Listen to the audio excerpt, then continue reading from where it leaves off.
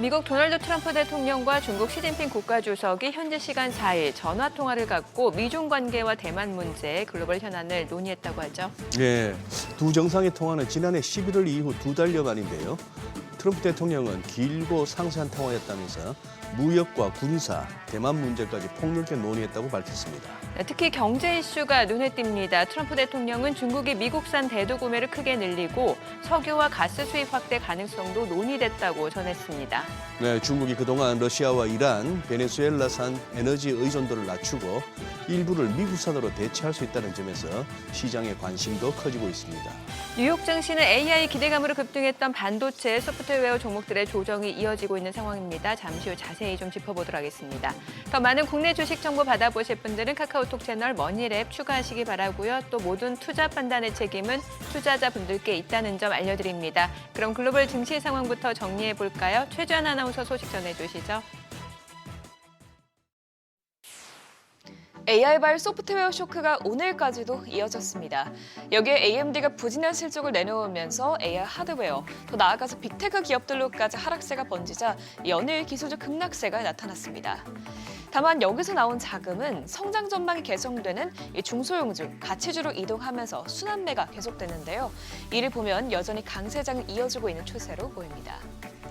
그럼 마감상 확인해보면 오늘 다우지수는 0.53% 올랐고요. 반대로 S&P 500 지수와 나스닥 지수는 0.51%, 1.51%로 하락했습니다.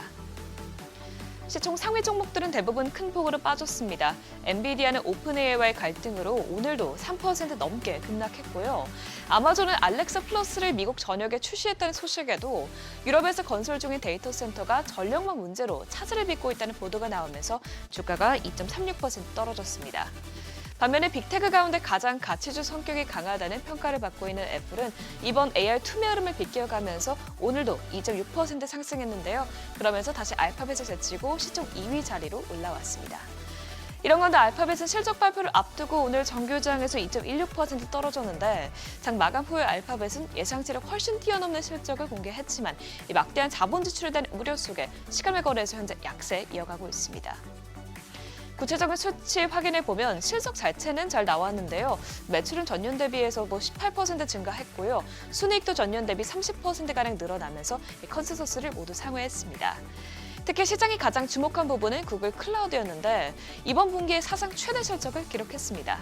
클라우드 매출은 약 177억 달러로 나오면서 전년 대비 47% 급증하면서 가파른 성장세를 이어갔습니다.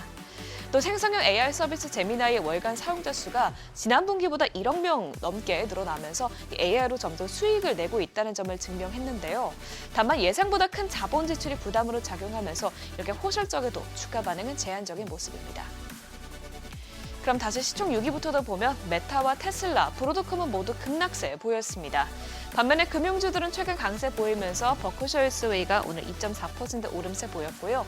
특히 일라이릴리가 호실적을 내놓으면서 10% 넘게 폭등했습니다. 전 거래일에 노보노디스크가 비관적인 실적을 내놓은 것과 달리 일라이릴리는 기대 이상의 실적 가이던스를 내놨습니다. 연초부터 성장주에서 가치주를 순환매가 계속 이어지고 있는데요. 이에 대해서 전문가들은 경제 펀더멘털이 개선되고 있음을 보여주는 신호라고 평가하고 있습니다. 실제로 최근 긍정적인 경제 지표들이 끊임없이 나오고 있는데 오늘 ISM에서 나온 서비스업 지표도 견조하게 나왔습니다. 1월 서비스업 PMI는 53.8로 나오면서 19개월 연속으로 확장 흐름을 이어갔고요. 이는 2024년 10월 이후로 가장 높은 수치입니다. 또 세부적으로 보면 기업 활동 지수가 전달보다 상승했고 이 신규 주문 지수와 고용 지수는 하락하긴 했지만 모두 확장 국면을 이어갔습니다. 같은 날 또 다른 조사기관인 S&P 글로벌에서 내놓은 1월 서비스 PMI 역시 52.7로 나오면서 직전치와 시장 예상치를 모두 상회했고요. 3년 연속으로 확장세를 유지한 것으로 나타났습니다. 다만 1월 미국의 민간 고용은 다소 둔화된 것으로 나왔습니다. ADP에 따르면 1월 민간 고용은 2만 2천 명 증가하면서 시장의 전망치를 크게 밑돌았습니다. 특히 대기업에서 고용이 크게 줄어들었는데요. 최근 아마존 등 빅테크들이 줄줄이 구조조정에 나서고 있는 흐름과 맞닿아 있는 것으로 보입니다. 그래도 임금 상승률은 안정적으로 유지되고 있는데요. 오늘 나온 지표들을 보고 롬바르드 오디의 자산 운용사는 현재 미국 경제는 골디락스로 보인다면서 고용지수 하락은 주시해야 하긴 하지만 아직 위험 신호는 아니라고 평가했습니다. 이렇게 시장의 폭이 넓어지고 있는 것은 긍정적이긴 하지만 그래도 언제까지 이 기술적 투매가 이어질지 투자자분들 실은 깊으실 것 같은데요. 최근 소프트웨어 업계에 대해서 월가 분석은 엇갈리고 있긴 합니다. 밀러 타박에서는 중장기적으로 어떤 방향으로 흘러가든 단기적으로는 좋은 반등이 나올 가능성이 있다고 말했고요. 이토르는 소프트웨어 업종이 빠르게 과매도 구간에 진입하고 있다면서 투매가 막바지에 가까워지고 있다고 진단했습니다. 다만 장기적으로는 하락 흐름이 이어질 수 있다는 우려도 적지 않습니다. 제프리스 트레이딩 데스크는 소프트웨어가 제2의 인쇄 매체나 백화점 산업처럼 사양 산업의 길을 걸을 수 있다라면서 2026년과 2027년 실적 전망치를 볼 때 상승 여력을 보긴 어려울 수 있다고 말했습니다. 국제유가는 이번 주에 열릴 예정이었던 미국과 이란의 핵 협상이 결렬 직전이라는 소식이 나오면서 급등했습니다. 오늘 WTI와 브렌트유는 모두 2% 가까이 오름세 보였고요. 금은 장중 큰 변동성을 보이긴 했지만 결국 상승세로 마감했습니다. 금선물 오늘 0.4% 오르면서 온스당 4,954달러에서 거래됐습니다. 간밤 재무부가 분기 국채 발행 계획을 발표했는데요. 발행 규모가 지난해 11월과 동일한 수준으로 나오면서 시장에는 별다른 영향은 없었습니다. 다만 일부에서는 이 장기물 발행 물량이 기대만큼 줄지 않은 데 대해서 아쉽다는 반응도 나왔는데 이에 따라서 오늘 30년물 금리가 0.01%포인트 소폭 상승 마감했습니다. 지금까지 굿모닝 마켓이었습니다.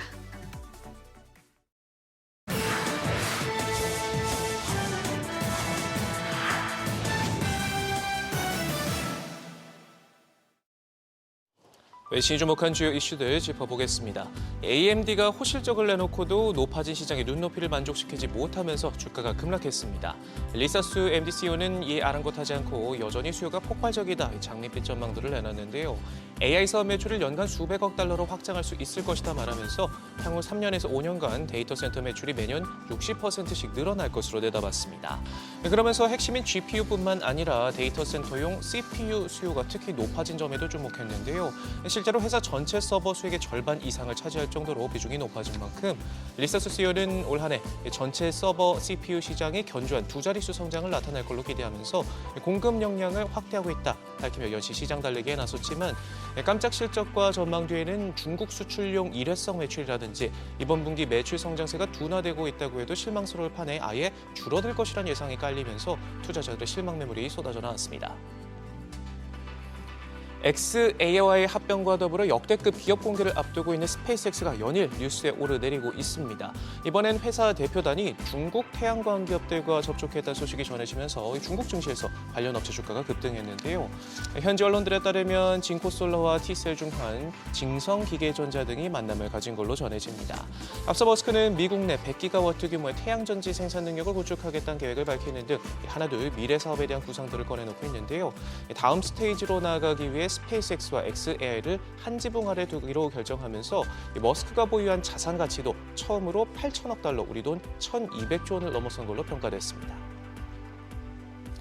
좀처럼 중국 수출기를 트지 못하고 있는 엔비디아 소식도 짚어보죠. 젠슨왕 CEO의 방문을 계기로 물꼬가 트이는가 싶었는데 이번에 미국 정부의 국가안보 검토 절차가 길어지면서 H100칩 수출이 교착 상태에 빠졌습니다.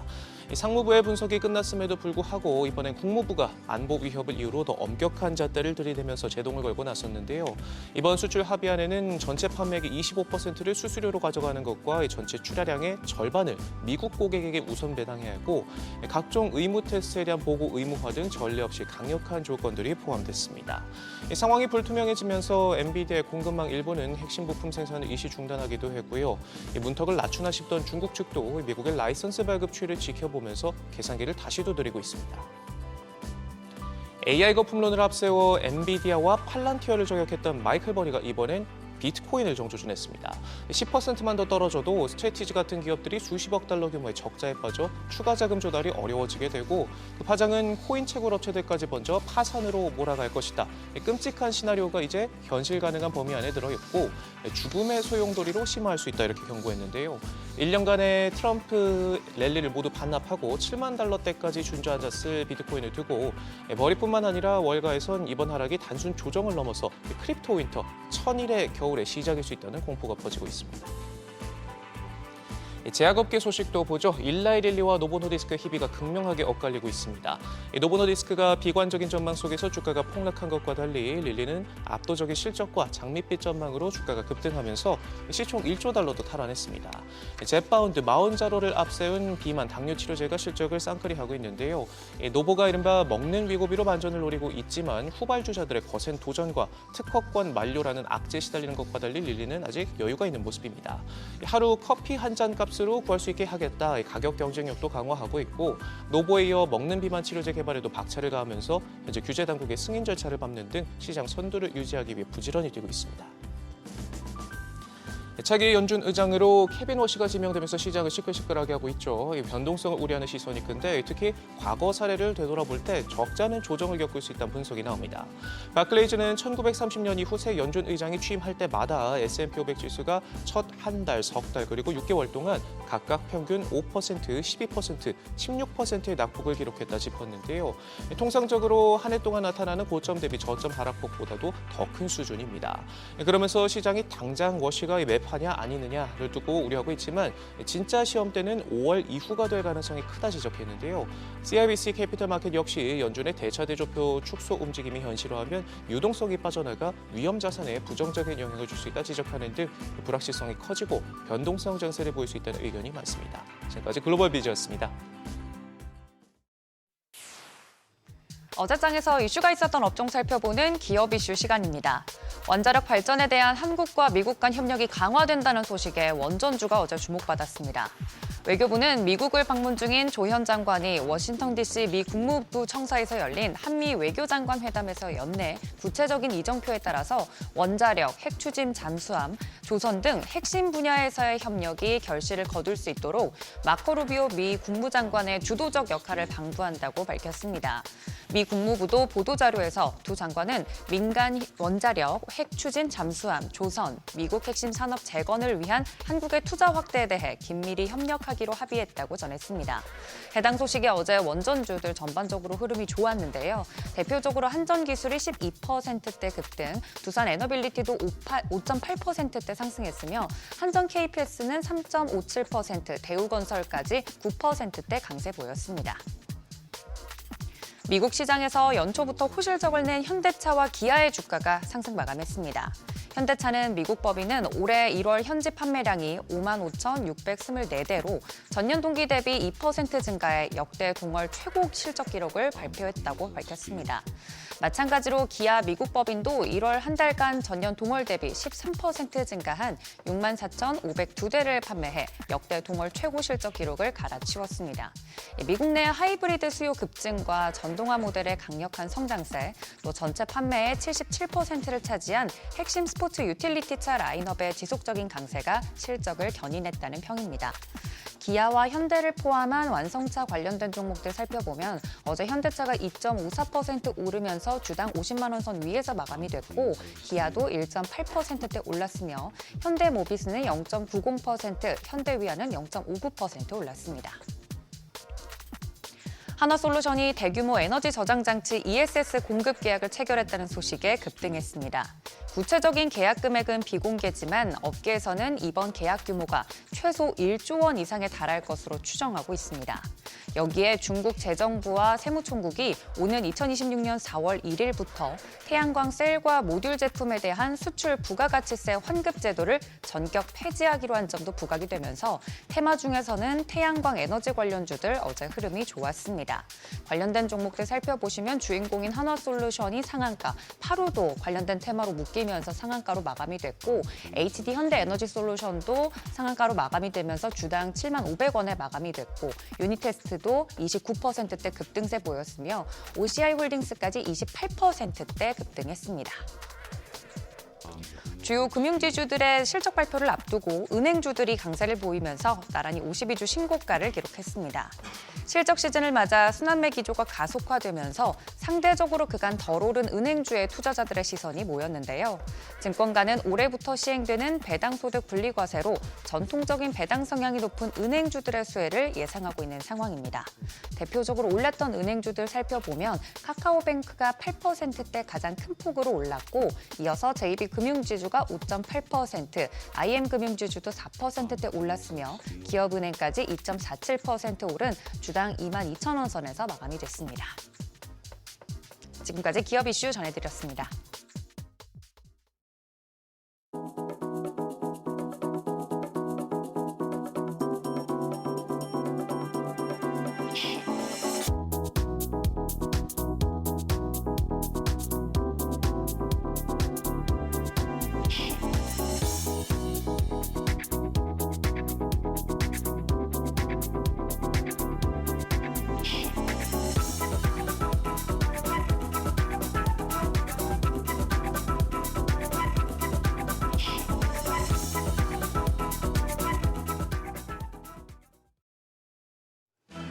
해외 악재도 국내 증시 상승 랠리를 막지는 못했습니다. 어제 코스피가 5,300선마저 돌파하며 사상 최고치를 또 한 번 경신했습니다.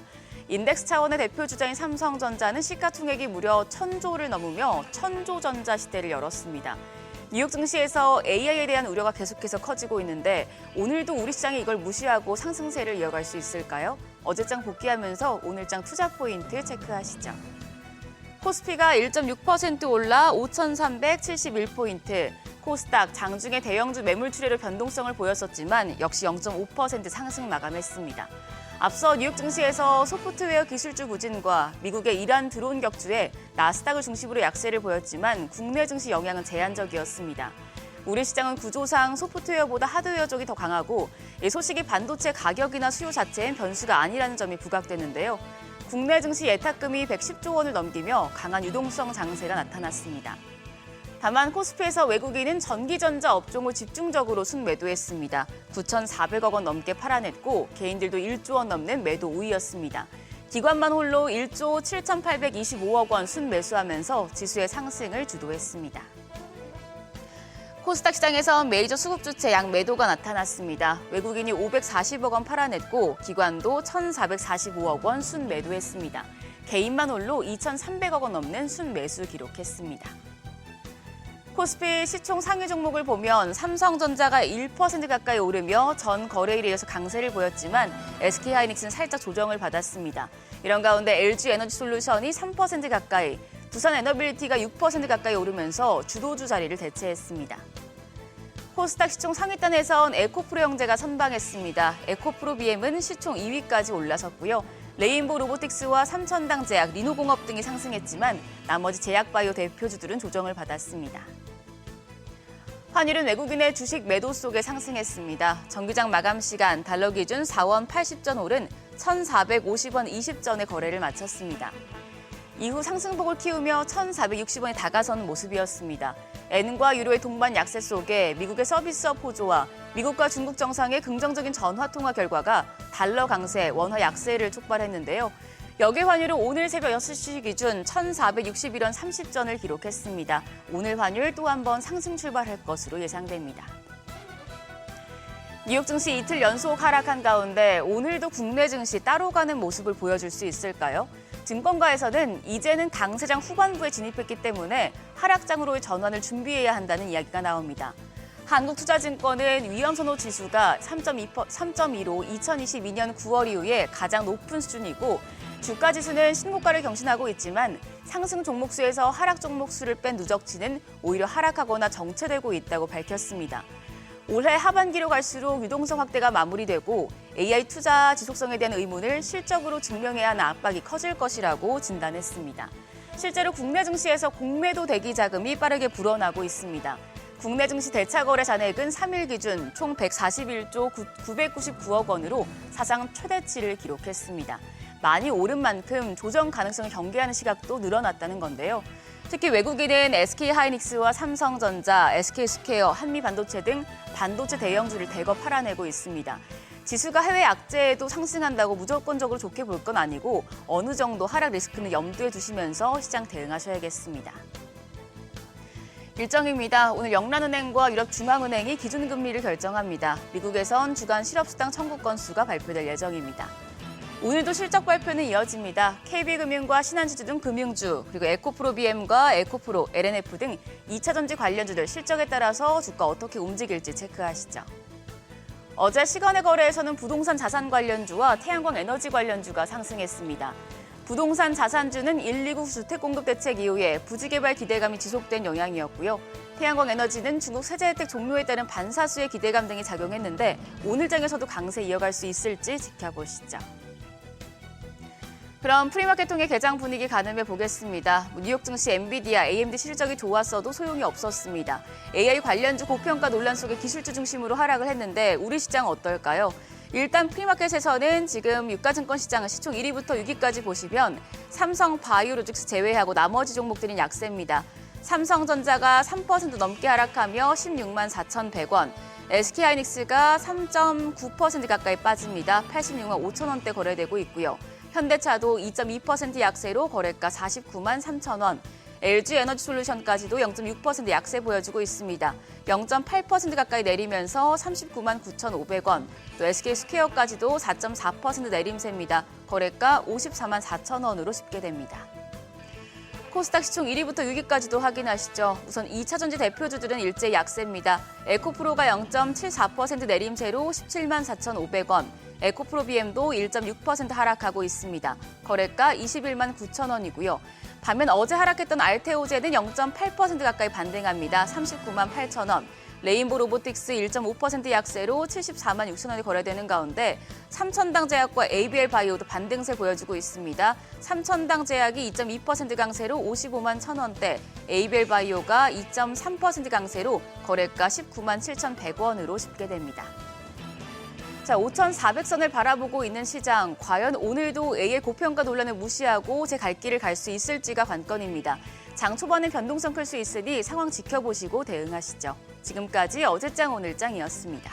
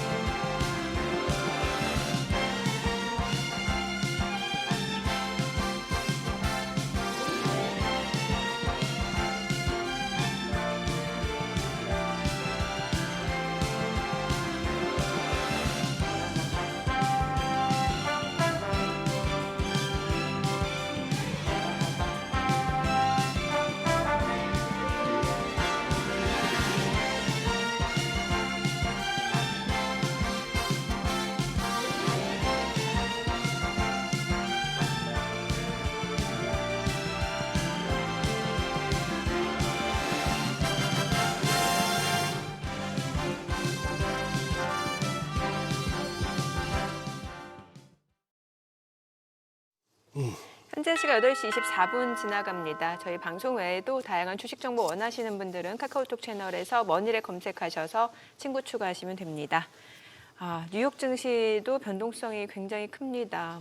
필라델피아 반도체 지수가 장중에 6% 넘게 좀 떨어졌다가 약간 낙폭을 많이 하긴 했는데 어제는 소프트웨어, 이번에 또 반도체까지 지금 주요 기술주들이 줄줄이 지금 뭔가 좀 물량들이 나오고 있는 상황이고 사실 실적들은 괜찮았잖아요. 그러니까요. 예. 예. 지금 좀 빠지고 있는 종목들이 우리 이른바 사학개미들, 네. 우리 미국 투자하시는 분들이 많이 들고 계시는 쪽이 좀 타격이 크고 시장 사후적으로 설명하기도 쉽지가 않네요. AMD가 뭘 그렇게 잘못했다고 17% 넘게 빠지죠? 실적 나쁘지 않잖아요. 맞아, 근데 실적 가이던스가 약간 시장 가이던스? 기대치에 미치지 못했다 이런 해석들이 나오는데 눈높이가 또 높았던 걸 수도 있고요. 네. 거기다 궁금한 거는 어제 같은 경우도 야간 선물 흐름으로 봐서는 좀 조정을 받아줘야 되는 날인데도 우리 국내 증시는 네. 엄청나게 그냥 올라가 버렸는데 지금 밤사이 야간 선물 봐서는 4% 넘는 하락이니까 소위 말해서 이제 200포인트, 300포인트 급락 출발도 각오해야 되는 날인데 오늘도 우리 증시는 다 무시하고 올라갈 수 있는지도 궁금하고. 그러게요. 어쨌거나 오늘 증시 타임하고 뒷부분 하우머니에 가장 적합한 분들이 또 나와주셨네요. 네, 오늘 오랜만에 네, 모셔봅니다. 예. 레그넘 투자자문의 이춘광 대표님 함께합니다. 어서 오세요. 어서 오세요, 이 대표님. 네, 그렇습니까? 어디 가셨다가 이제 그동안 뭐 미국장보다는 우리 국내장이 너무 뜨거웠고, 이 대표님도 잠시 이제 그거 재충전해서 오셨는데 진짜 입춘지난이 충광이 오네. 아니 근데 지금 미국 장이 조금 심상찮아요. 우리 장보다도 미국 장이 조금 뭐 그동안에 어떻게 보면 우리가 계속 최고치 경신하는 와중에 나스닥 S&P 500 할 것 없이 이렇게 뭐 사실 박스권 행보였고 네. 이게 지금 연초 거래에서 2월 들어서 특히나 조금 이제 뭐 기술적으로 말씀드리자면 이평선 수렴 이후의 방향이 지금 아래쪽으로 잡혀서 약간 불안하고 그런 상황. 그런데 다우는 괜찮고. 그리고 특히 어제 같은 시장이 네네. 보면 어제 같은 시장이 아니죠. 2월 들어서 지금 약간의 조정 정도 하고 있는 지금 네. 박스권인데 제가 면밀히 저도 보지만 저는 그래도 안도하고 있는 것이 어제 같은 시장도 마찬가지였습니다. 이 기술주라든가 테크 위주로 좀 빠졌던 네. 네. 사스 회사들이죠. 이게 뭐 서비스 죄송합니다. 네. 이 세일스포스라든가 이런 네. 이 소프트웨어 회사들 이런 회사들이 빠진 건 이따가 언급드리기로 하고 그런 위주의 시장이 흔들림에도 불구하고 다른 업종 어제 같은 경우도 테크 빼고 나머지들은 네. 그래도 괜찮았습니다. 예, 예. 그러니까 이게 순환매 작년부터 우리가 막 순환매라고 이름 불렀었잖아요. 예. 그런 모습이 계속 된다는 측면에서 보면 시장이 이렇게 막 전반적으로 다 하락을 하고 이거는 절대 아니라는 거죠. 그렇죠. 그래서 저는 네. 여전히 희망을 갖고 있습니다.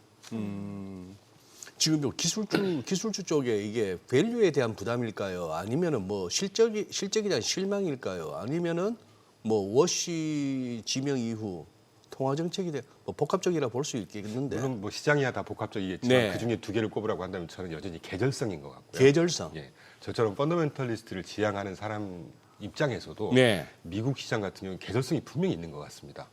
그러니까 전통적으로 한 50년 쭉 놓고 보면 1월부터 12월까지 매월 수익률을 보니까 패턴이 2월 달이 마이너스 0.3, 4%, 0.23% 정도 평균적으로 빠졌고요. 50년 네. 동안. 매 2월이. 매년 그리고 2월이 9월이 더 큽니다. 1.5% 가까이 빠져요.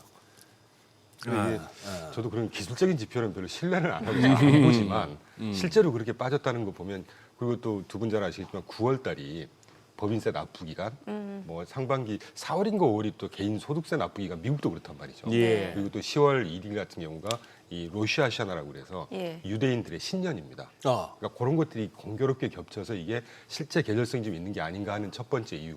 두 번째는 이제 아까 소장님 언급해 주신 대로 이제 밸류에이션 부담이겠죠. 네. 그리고 엔비디아나 뭐 하다못해 브로드컴, 예. 팔란티어가 최근에 굉장히 안 좋은데 팔란티어처럼 그런 회사도 지난 한 3년 동안 보면요. 예. 몇백 프로가 그 상승했어요. 맞아요. 네. 올라간 거 기억 안 나는 거죠. 예, 그 정도 보고 있고. 그리고 좀 뜬금없는 말씀이겠지만 최근에 그 소프트웨어 회사들의 뭐 주가 하락 또 어제 같은 경우 저는 AMD보다도 네. 앱러빈이라는 회사가 앱러빈. 되게 눈에 띄었습니다. 예. 이 회사가 이제 광고주하고 이렇게 연결해주는 플랫폼을 운영하는 회사잖아요. 네. 근데 그 회사가 AMD 다음으로 큰 폭 하락, 16% 하락했거든요. 이게 왜 하락했느냐를 보니까 갑자기 회사 이름이 생각이 안 납니다. 무슨 뭐 XAIX 같은 그 회사가 네. 이 AI로 모든 플랫폼을 전 자동화 싹 해주는 광고 플랫폼 솔루션 자체를 A부터 Z까지 자동화해주는 플랫폼을 개발을 해서 그러니까 이제 가장 타격을 받는 게 앱러빈이 아니겠냐 이래가지고 네. 많이 빠졌단 말이죠. 이걸 보면서 저는 제가 한 4년 전에 저희 회사 이제 상품 이거 쭉 하면서 그런 생각들을 했었는데 1942년도인가로 기억합니다. 조지프 슈페터 교수라고 예. 창조적 파괴라는 얘기를 했거든요. 그래서 예. 이게 이제 AI 이게 분명히 AI가 범용으로 쓰이고 각종 분야에 적용이 되기 시작하면 기존의 시스템을 가지고 지배를 했고 수익을 내고 돈을 벌었던 회사들 중에는 피해를 받는 회사들이 분명히 있겠죠. 그렇겠죠. 그런 대표적인 케이스가 지금 소프트웨어 회사라든가 네. 어제 같은 경우 앱러빈 네. 이런 모습을 보면서 분명히 그러면 마이너스가 있으면 플러스가 있지 않겠습니까? 저는 그런 면에서 볼 때 이게 좀 흔들린다고 해서 어떤 쪽이 막 빠진다고 해서 이게 전방위로 확산이 되고 그런 모습은 아니고 그런 모습을 보면서 그래도 아까 말씀드린 대로 저는 뭐 투자 관점에서는 그래도 나쁘지 않은 상황이다 하는 생각들을 여전히 하고 있죠. 네. 지금 AI 관련 기업들에 대해서는 이제 많은 투자분들이 그러니까 뭔가 계속해서 투자 그러니까 지출을 늘리고 있는데 이게 과연 실제로 기업의 수익하고 이어질 수 있느냐 요거를 좀 확인하고 싶어하는 것 같은데 실제로 구글 같은 경우도 실적은 좋았는데 올해 그 뭔가 투자 KPX, 확대를 위해서 1,800억 달러 이러면 지금 작년에 어마어마한 2배 수준이니까 예. 그러니까 요게 계속 발목을 잡는다는 표현은 그렇고 네네. 시장에서 검증하는 과정 아니겠습니까? 예, 그렇죠. 이런 검증하는 과정이 있어야 또 과도한 주가, 근거 없는 버블 형성 이런 것들이 좀 자정작용을 하지 않겠나 하는 여전히 좀 좋은 방향으로 생각하고 있습니다. 좋은 방향. 그러니까 네. AI 산업은 이제 시작이다. 이렇게 이해를 하면 되는 그럼요. 거예요. 지금 그때도 작년에도 말씀드렸지만 AI 인프라 초기 투자 기간이 지금 다 네네. 안 끝났습니다. 아직. 예. 그리고 이제 끝나고 나면 그때부터는 범용 확산될 거라고 말씀을 드렸는데 네. 항상 시장은 빨리 오잖아요. 예. 그래서 이제 지금 벌써부터 KPX 어마어마한 투자 사실 뭐 인류 역사 이래로 가장 최대 규모의 투자 규모라고 하지 않습니까? 네. 네. 그럼 거기에 대해서 실제로 돈을 벌 수 있을 거고 이게 과한 건지 아닌지에 대한 시장에서의 검증 작용 이건 당연한 수준 아니겠나. 네. 네, 그 정도 생각하고 있죠. 지금 이틀 전부터 어제 말고 그저께부터 미국 장에서 그 시황의 핵심 키워드가 엔스로픽 그리고 엔스로픽이 새로 내놓은 그 AI 도구죠. 클라우드 코어. 예, 클로드 코워커. 네. 이게 지금 너무 좋다는 거 아니에요? 그러니까요. 그래서 다른 소프트웨어 기업들이 지금 휘청휘청 하고 있는 거고 그러니까 당연한 수준인 것 같습니다. 당연한 수순이다. 네, 제가 아까 좀 뭉퉁그려서 네. AI가 적용이 되면 예. 여기에 이제 마이너스가 있고 플러스가 있고 혜택을 받는 회사들이 있고 나오지 않겠냐. 그럼 엔스로픽 발 지금 어떻게 보면 위기라고 하는데 월가에서도 엔스로픽 발 위기라는 거죠. 그래서 야 니네 왜 이렇게 갑자기 주가 안 좋고 안 좋아? 그러면 답을 그렇게 한다고 합니다. 뭐 엔트로픽 코어워커 뭐 이런 식으로 답을 하면 네. 아 이것 때문에 지금 피해를 보는 거구나. 그럼 기존 회사들이 그러니까 제가 자세히는 모르지만 제가 테크니션이 아니니까 기존 프로그램하고는 틀리게 기존의 인공지능이라든가 프로그램들은 내가 넣어준 데이터, 기존에 학습한 데이터를 기반으로 해가지고 뭔가 솔루션을 주는 건데 네. 이 엔트로픽 모델은 자기가 이제까지 학습을 하지 않은 것도 뭔가 지시어를 딱 주면 그 순간에 기존에 안 갖고 있는 것까지 싹 검증을 해갖고 모든 솔루션을 준다는 거거든요. 그러니까 기존에 뭐 오픈 AI 등 뭐 기존에 그래서 이제 서비스 업체들, 소프트웨어 업체들이 가장 큰 타격을 입는 건데 그걸 조금 확장해서 그러다 보니까 그렇게 되면 오픈 AI의 모델도 안 쓸 거고 그러면 오픈 AI가 쓰는 엔비디아 반도체도 줄어들지 않겠어? 이래서 이제 약간 확장해서 네. 지금 뭐 좀 너무 멀리 갔다는 느낌이 들지만 엔스로픽 이런 회사들이나 프로그램들이 계속 나오지 않겠습니까 이제 그렇죠. 우리가 지금 뭐 그 AI 뭐 칩만 해도 예. 엔비디아뿐만이 아니라 뭐 마이크로소프트 거, 구글 거 굉장히 많이 있고 네. LLM 모델만 해도 지금 벌써 한 4개 정도가 경쟁하고 있고 이런 식의 뭐 엎치락 뒤치락하는 이런 과정에서 어떤 파열음 작년에 그 뱅크 오브 아메리카의 수석 전략가 인도 여자분이신데 그 이름이 좀 어려워가지고 제가 기억을 못하는데요. 에어파킷 같은 시장이다. 네. 이런 표현을 분명히 썼거든요. 12월 말 정도에. 그러니까 큰 타이드가 형성이 되는데 네. 거기서 이제 펑펑 터지는 그런데 이 타이드에 큰 영향은 없지만 중간에 한 번씩 펑펑 터지는 이런 에어파킷 같은 상황에 지나지 않는지 않을까 하는 생각 정도 하고 있습니다. 네. 그럼 말씀해주신 대로 뭐 지금 엔스로픽의 그 클로드 코어커도 그렇습니다만 또 한 개발자가 한 오픈 클로 이런 것도 그렇고 다 마찬가지잖아요. 그렇죠. 이제 뭔가 또 그런 것들이 계속 나오겠죠. 예, 그러면은 투자자 입장에서는 어떤 쪽을 사야 되는 거예요? 그럼에도 불구하고 계속해서 뭔가 수요가 창출되는 쪽을 사두면 이건 좋은 거잖아요. 그렇죠. 그래서 굉장히 중요한 질문을 해주셨는데 제가 지금 작금의 시장을 보면서 제가 예. 이제 전략적으로 저희도 포트폴리오를 예. 구성을 해야 되니까요. 계속 신경을 쓰고 있는 거는 이제까지 엔비디아발 AI의 수혜를 받았던 종목들이 끌어왔었지 않습니까? 네네. 그럼 이제는 국면이 좀 바뀌고 있다고 봐요. 그럼 AI가 이제 본격적으로 범용이 되는 이게 저는 사실 작년 기준으로 한 1, 2년 있다가 고민해도 되는 시기라고 생각을 했는데 네. 확실히 시장은 빠른 것 같습니다. 그래서 이게 AI가 본격적으로 접목이 되면서 아까 말씀드린 피해를 보는 회사 분야가 있을 것이고 수혜를 보는 분야가 있을 것이고 그러면 이제 지금부터의 게임은 수혜를 본격적으로 볼 분야가 뭐냐 네. 이걸 찾는 국면이어야 된다는 생각을 하고 있죠. 그래서 요새 계속 제가 머릿속에 가득 차 있는 것이 요 다음 국면에서의 수혜를 보는 분야, 테마 이런 것들이 뭐냐 이런 것들을 보고 있고 그게 이제 작년 12월 초에 미국 정부에서 피지컬 AI, 로봇, 예. 로보틱스 이제 그런 것들이 미리 좀 쌓인 시그널이 아니었나 하는 생각이 듭니다. 그래요. 아, 저는 뭐 이렇게 패널 분들 설명하실 때는 그거 설명도 한쪽 귀로 들으면서 또 눈은 또 이렇게 채팅창을 막 뒤지는 게 채팅창에 우리 시청자분들이 올려주시는 또 정보가 만만찮아요. 그럼요. 그리고 또 여기에 또 특유의 그 위트와 유머가 있으신 분들의 매일 그것도 재미도 있고 아까 이제 SAAS라고 중간에 A는 소문자로 썼습니다만 아까 뒷부분에 다니엘이라는 아이디 분이셨는데 올려주셨어요. 소프트웨어 as as a service. 예. 그러니까 결국 서비스로서의 소프트웨어다 이 말인데 그게 그러면 이제 요즘 말하는 아까 말씀드린 엔스로픽의 그런 직격탄을 맞는 분야 정도가 되지 않겠습니까? 직격탄을 맡고 있는 분야가 SaaS다. 그렇죠.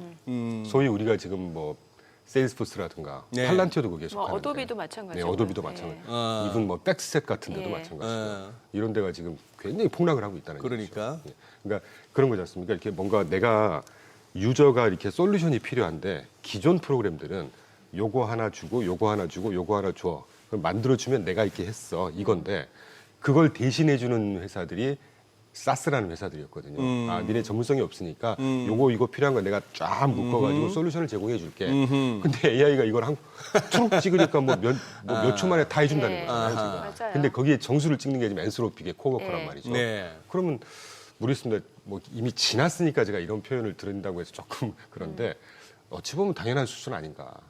당연한 수순이다. AI가 나왔을 때 2년 전에 젠순왕이 그런 말 했죠. CES 인터뷰로 기억합니다. 네. 요새 대학생들이 컴퓨터 공학을 왜 전공하는지 모르겠다. 그거 이제는 하지 뭐 말라고. 시언어 이런 거 필요 없고 자연어로 다 네. 코딩이 된다고 그거 하지 하니까. 말라고 AI를 우리가 개발하고 예. 있는 건데 그게 상당히 중요한 시그널이었다고 해요. 지금 돌이켜 보면. 맞아요. 그 말 우리가 쓰는 자연어. 말로 다 컴퓨터를 쓸 수 있다. 예, 그 요즘 뭐 바이브 코딩이라고 그래서 좀 바이브 있는 친구들이 코딩을 잘한다고. 참. 그러니까 뭐 인스타 감성으로 이렇게 넣어서 만들어줘 이런 바이브 있잖아요. 예, 뭐 시언어 이런 거 말고. 불쌍한 우리 세대 뭐 포트란 코볼 학원 다니면서 배워봐야 네. 그래도 안 돼. 컴퓨터가 말을 안 들어. 그때는 컴퓨터도 디립다 컸어. 이렇게 뒤에 뚱뚱한. 뚱뚱한 거. 예. 그러다 뭐 펀칭 해가면 그 시절 보냈는데 참 요새는 말만 하면 다 된다. 이제 바이브가 중요하죠. 갑자기 그런 생각이 듭니다.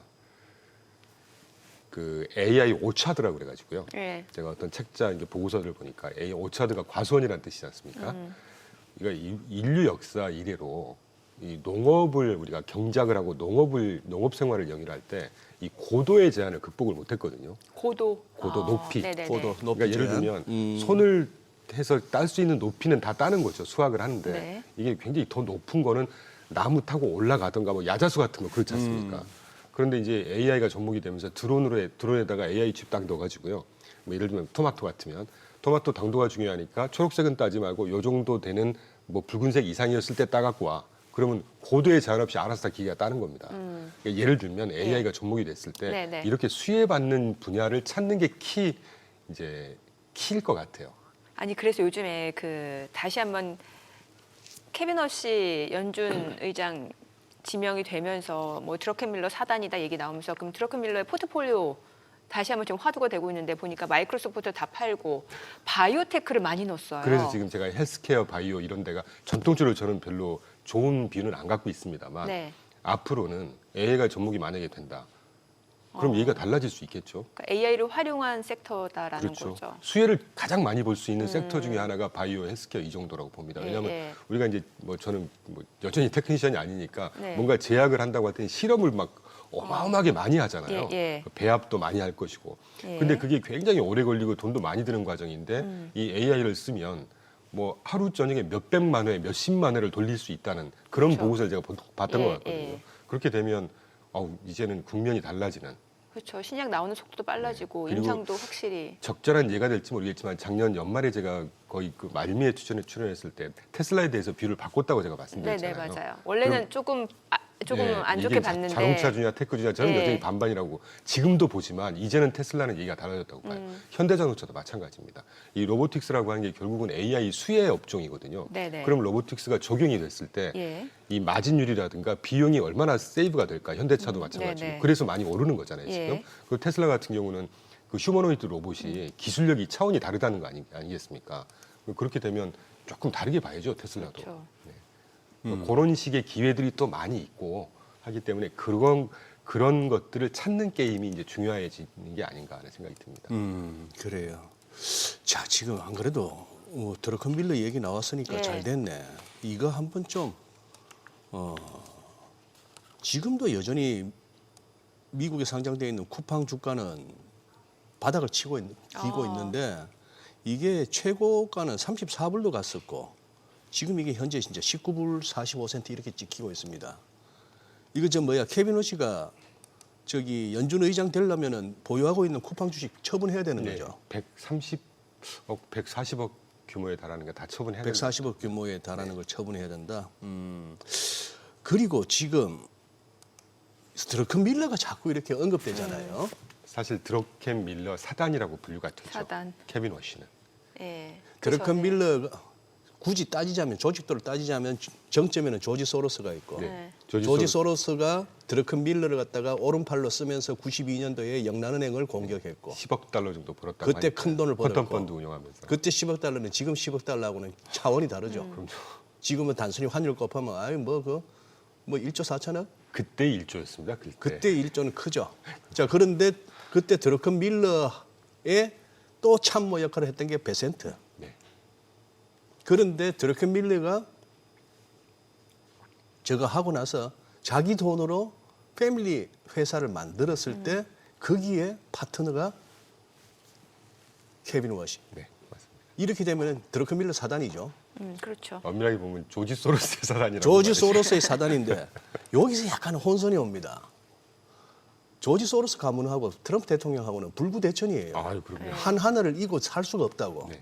그래서 사실 저는 스콧 베센트 장관이 스콧 베센트가 미국 재무장관으로 발탁되었을 때만 해도 조금은 저게 트럼프 대통령의 원하는 인선이었을까 싶은 생각도 들었거든요.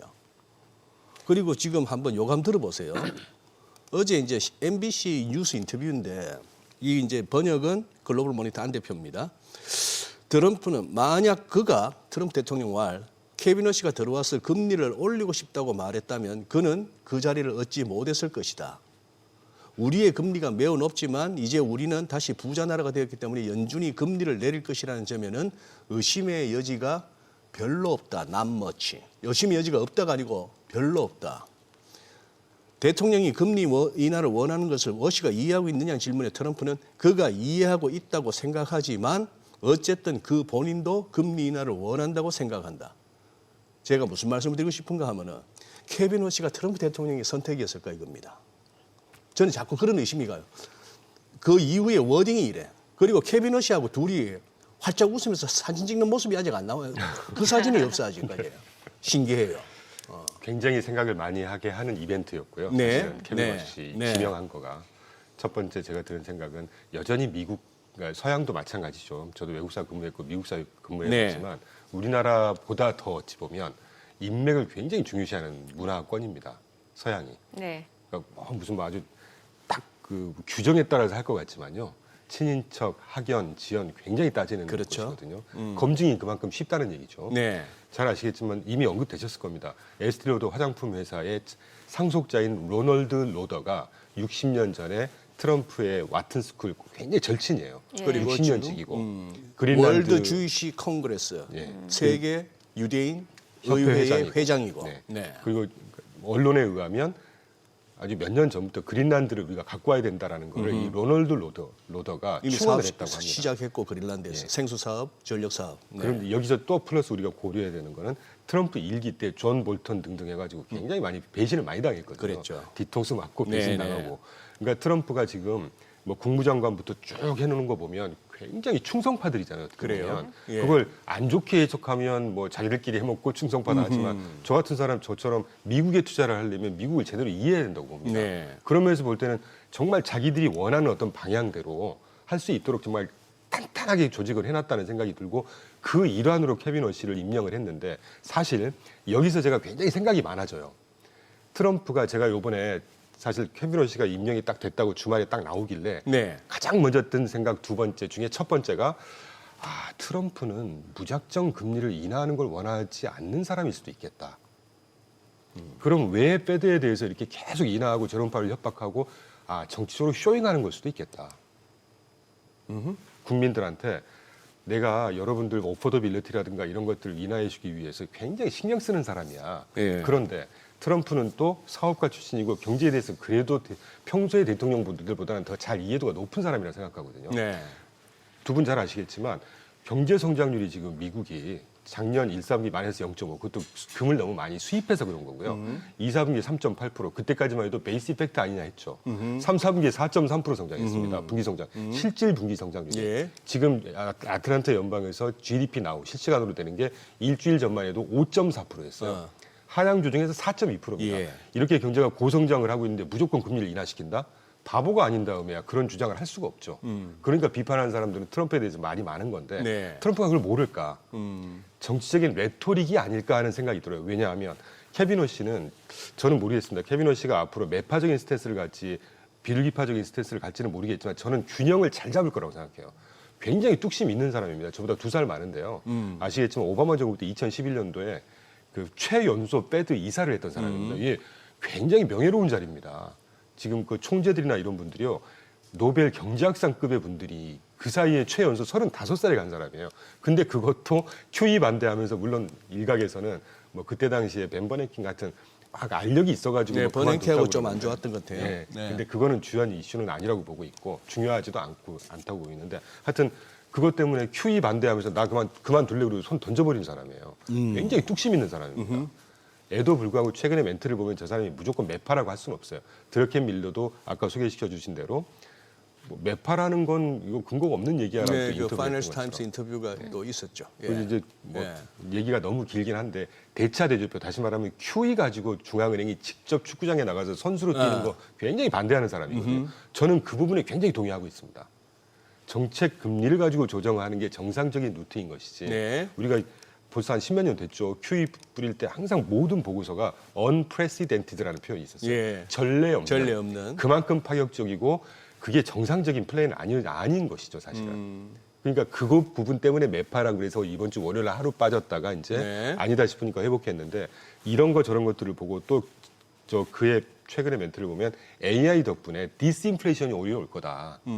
그래서 스태그플레이션은 없어. 이런 얘기 하지 마. 네. 그러니까 무조건 매파는 아니란 말이죠. 그러니까 네. 이런 것들 저런 것들을 보면 좀 되게 밸런스 있는 균형 감각을 잘 가질 것 같고 저는 여전히 미국이 인플레이션 리스크 아예 없어지지 않았다고 봅니다.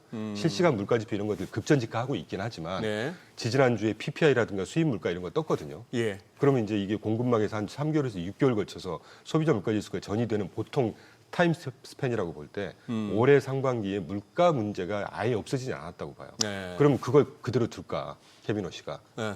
제가 금값하고도 연결이 돼 있는 거거든요. 그러니까 지금 지금 예. 내용이 많아서 이것저것 말씀드렸는데 지금 이제 동시 효과를 살펴보기 한 1, 2분 전인데 지금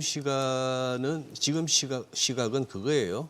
오늘 과연 몇 퍼센트 빠지면서 시작하고 이걸 갖다 저감해서 기회로 삼아야 되느냐 뭐 이런 소리 해야 되는 시간인 건 아는데 근데 저는 오늘 이충강 대표님하고 조금 박제될 만한 영상을 찍고 싶어요. 박제될 만한. 예, 무슨 말씀인가 하면은 여기서 왜 아직 취임하려면 한참 남은 케빈 오씨 얘기로 이 시간을 보냈느냐 하는데 만약에 케빈 오씨는 MMT 현대통화이론 쪽보다는 프리드만의 통화주의 쪽이에요. 네, 그렇죠. 그래서 돈 막 찍어내는 거에 대해서는 이 양반은 체질적으로 거부감이 있는 사람이고 만약에 그가 말하는 금리는 인하하면서 연준의 대차 대조표를 줄여나가는 QT를 갖다가 하면서 금리를 낮춘다 하는 여기가 트럼프 대통령하고 합이 맞았다면은 그것이 트럼프 대통령이 케빈 오씨를 택한 거였고 트럼프 대통령도 양적 완화에 뭐네 해서 이렇게 했던 거에 대해서 트럼프 대통령도 그것은 아니다. 정상화해야 된다는 생각을 갖고 있는 분이라면 나중에 밝혀지겠지만 그렇다면 우리는 진짜 언론에 의해서 트럼프 대통령을 잘못 오해하고 있는 거예요. 그렇죠. 장사꾼, 천박한 놈, 지가 뭐 하면 뭐라도 하는 놈이 아니고 진짜 엄청난 작업을 시작하겠다고 하는 거고. 맞습니다. 그렇게 보면은 지금 이제 코인 가격이 헤매고 있는 게 트럼프 취임 전 레벨로 왔잖아요. 그렇죠. 이걸 갖다가 트럼프 대통령이 벌써 램덕이 시작됐다라고 보는 시각도 있어요. 뭐 그런 시각들도 있고 한데 조금 이제 한 5월까지 그런 관점에서도 한번 이렇게 미국에서 나오는 얘기들을 좀 그거 해석해 나갔으면 싶기도 하고요. 그렇죠. 네. 굉장히 오늘 반갑고 중요한 말씀 해주셔서 네. 감사드리고요. 저는 뭐 친트럼프는 아니지만 네. 트럼프에 대해서 굉장히 좋게 평가하는 입장입니다.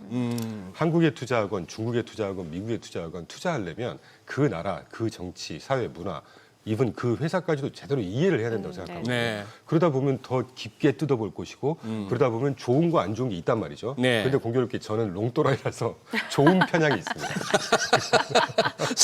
상승 요정하니까 귀엽다가 롱또라이 하니까 좀 다른 채널에서 저를 롱또라이. 롱또라이라고. 이게 박제되겠네요. 네. 그래서 좋은 편향이 있어야 당연한 것이죠. 네. 그러니까 투자하는 의미가 있는 것이지 항상 안 좋게 볼 것 같으면 뭐하러 투자합니까? 정기예금 투자하는 것이죠. 그러니까. 제가 이런 말을 몇 년 전부터 썼는데요. 네. 어제도 썼으니까 반가워하시던데요. 비관론자의 말은 굉장히 그럴싸하고요. 유식해 예. 보입니다. 풍성하죠. 네. 알맹이가 없죠. 근데 실제 돈 버는 건 낙관론자가 번다고 저는 생각하거든요. 맞아요. 그러면서 볼 때 저는 트럼프가 미국 역사의 길이 남을 대통령이 될지는 모르겠습니다만 지금 경제적으로나 지정학적으로나 철저하게 미국 국민들 입장에서 보면 굉장히 잘하고 있다고 저는 감히 그렇게 생각하고 있습니다. 그 롱또라이가 부각되는 데는 저 같은 방꿀도 꽤나 큰 역할을 했다는 거 잊지 말아 주시고. 네. 그래요. 자, 지금 시각 8시 51분 지나갑니다. 오늘 양시장 호가 상황 좀 체크하겠습니다. 코스피 예상 체결지수부터 확인해 볼게요. 오늘 2% 하락 예상됩니다. 지금 5,261, 코스닥도 0.6% 하락 예상됩니다. 1,142로 집계되고 있고요. 시가총액 상위 종목 예상가 보겠습니다. 삼성전자 오늘 4% 하락 예상됩니다. 지금 호가에서는 16만 700원, SK하이닉스도 3.8% 하락 예상됩니다. 지금 예상 체결가는 86만 5천 원으로 집계되고 있고요. 현대차가 2.48% 하락 예상됩니다. 호가는 49만 1,500원, LG에너지솔루션 보합 예상되고 있고요. 삼성전자 우선주 4.9% 하락 예상되고 있습니다. 삼성 바이오로직스는 1.3% 상승 예상됩니다. 지금 호가는 178만 3천 원. SK스퀘어가 4% 하락 예상됩니다. 호가는 54만 4천 원. 하나 에어로스페이스가 0.6% 하락 예상되고요. 기아는 보합권 예상되고 있습니다. HD현대 중공업 호가 57만 8천 원으로 0.8% 하락 예상되고 있고요. 코스닥 시가총액 상위 종목 예상가도 보겠습니다. 알테오젠 강보합권 예상되고 있습니다. 지금 호가에서는 39만 5,500원, 에코프로비엠이 4% 하락 예상됩니다. 호가 21만 3,500원이고 에코프로가 1.8% 하락 예상되죠. 예상 체결가 17만 2,600원. 레인보로보틱스가 2% 하락 예상됩니다. 호가는 74만 원이고 삼천당제약 예상 체결가는 53만 4천 원이고요. 리가켄바이오는 1.8% 하락 예상됩니다. 호가는 18만 600원. 그리고 ABL바이오가 2% 상승 예상됩니다. 호가는 16만 7천 원. 19만 6,700원. 그리고 코롱티슈진이 약보합 출발 예상되고 있고요. 리노공업 호가는 9만 7,400원. HLB 지금 호가 5만 5,200원이고 펩트론이 4% 상승 예상됩니다. 예상 체결가는 30만 원으로 나타나고 있죠. 이제 개장까지 7분 정도 남았습니다. 지금 일단은 뭐 호가에서는 대형주들이 좀 하락 출발 예상되고 있고 또 제약바이오라든지 유통주들은 상대적으로 좀 견조한 흐름이 예상이 되고 있는 모습인데 정말 요즘 변동성에다가 하루하루가 좀 다르네요. 섹터별 흐름이. 그렇죠. 예, 그렇습니다. 지금 생각보다 이제 지금 야간 지수의 약 절반 정도밖에 낙폭 하락이 안 되고 있는 건데 이런 것도 이제 모르겠습니다. 일단 개장하고 시장 분위기 한번 봐야 되겠네요. 조금 던져야 될 세력들이 있다면은 동시효과에서는 허수 주문으로 이렇게 받치면서 지수 낙폭을 좀 줄이기도 하기도 하고 하는 게 네. 동시효과 장에서의 그 흔히 그 구사되는 뭐라 그래야 되나? 우리 이 바닥에 용어 있잖아요. 어쨌거나 그런 데는. 뭐요? 아니야, 모르겠어요. 말이 안 나오네. 아니 우리 이 대표 나오셨으니까 유동성 한번 짚어주세요. 시장에 돈줄 네. 말라가는지 아직도 빵빵한지. 굉장히 빵빵하고 빵빵해요. 간단히 요약을 좀 예. 드리면요. 제가 그걸 갖고 온 것 같은데 그래프가 죄송합니다만. 예, 갖고 왔네요. 다시 요약을 드리면 작년 초에 7,800억 달러였던 미 재무부의 통장 잔액 TGA 네, 잔고가 네. 지난 7월 달까지 공격적으로 한 4,800억 달러를 계속 뿌려댑니다. 이 정부 입각한 이후에. 그래서 3천억 달러까지 줄어들었는데 7월 달에 공교롭게 OBBBA 감세한 합의를 하면서 예. 10월 달에 연방정부 셧다운이 됐잖아요. 예. 이게 딱 맞물린 거거든요. 예. 그래서 7월 3천억 달러에서 정확하게 작년 10월 말까지 1조 달러까지 증액을 시킵니다. 그러니까 통장 잔고를 계속 늘렸다는 얘기는 시중에 유동성이 빨려 들어갔다는 얘기겠죠. 그래서 작년 11월, 12월 살짝의 조정이 왔다고 저는 보고 있는데 왜냐하면 10월 달에 1조 달러까지 딱 찍었으면 그때부터 공격적으로 지출을 했어야 돼요. 근데 공교롭게 미국의 피스컬 이어가 10월부터 시작인데 딱 10월부터 연방정부 셧다운이 있었다는 얘기죠. 그래서 못 부리고 있었다가 11월 중순인가에 셧다운 딱 끝나고 연말이고 그래서 1월부터 공격적으로 지금 자금을 뿌리고 있습니다. 자그마치 1조 달러에서 11월 초부터 1월 중에 보니까 7,300억 달러까지 줄여요. 네. 그러면 1조 달러에 7,300억이니까 2,700억 달러를 산술적으로만 보더라도 정부에서 정부 지출을 굉장히 공격적으로 뿌렸다는 얘기입니다. 네. 근데 지금 그게 들쑥날쑥하더니 지난 이틀 전까지 8,979억 달러가 다시 됐어요. 그러니까 채권 경매하고 이러면서 재무부로 들어오는 돈 뿌리면서 또 쌓이고 뿌리면 쌓이고 이러고 있다는 얘기죠. 이거를 대충 추산해 보니까 지난 11월, 12월, 1월 세 달 동안 거의 3,500억, 4천억 달러를 뿌려댔습니다. 시중에. 네, 시중에. 그러니까 최근 조정을 설명할 수는 없지만 뭐 영향이 있을지 모르겠는데 연말에 살짝 조정 겪고 1월 달에 주가가 센 것들이 원인 중에 이런 유동성 경색이 해소됐던 것도 큰 영향이 있었지 않았나 하는 생각을 하고 있고 그때 찾아뵀을 때만 해도 당시에 이 그 시중의 유동성 경색을 보여주는 그 다음 그래프일 텐데 소파 금리하고 IORB 금리를 예. 이 소파 금리가 시중 은행 간 단기 하루짜리 그 금리지 않습니까? 이게 IORB 기준 금리 대비 41bp까지인가 굉장히 확 튀었었습니다. 네. 그러니까 이 말은 경색이 굉장히 심해졌다는 얘기죠. 어허. 그게 작년 연말에 이 TJ 잔고가 늘어나면서 시중의 유동성이 줄어드는 이걸 그대로 보여줬는데 지금 IORB 기준 금리하고 딱 붙어 있습니다. 이게 정상으로 회귀한 거예요. 이 말은 시중의 유동성 경색이 이제 완화 이미 됐다는 걸 그대로 보여주는 겁니다. 그러니까 유동성 측면에서 이거 어떻게 보면 유동성이 제일 중요하다고 보거든요. 저는 그러니까 거기다 대놓고 우리가 뭐 경제 정책 실적 이런 걸 갖다 대는데 유동성 상황이 이렇게 정부에서 뿌려주는 것만 해도 우리가 거의 3,500억 달러지 않습니까? 예. 그럼 이거 500조 정도 됩니다. 이거 어마어마한 수치예요. 네, 그래서 뭐 유동성 상황은 굉장히 이미 완화되고 있고 또 올해 11월 3일 날 중간 선거 해야 되잖아요. 예. 네. 그러면 뭐 연초에 이 유동성뿐만이 아니고 트럼프 입에서 나오고 있는 지금 얼마나 많은 조치가 뜯어보면 어포더빌리티 제고해 줄 수 있는 조치, 심지어 그 말도 안 되는 그 신용카드 연체율 상한 10% 딱 이런 것까지 예, 하는 거 보면 예.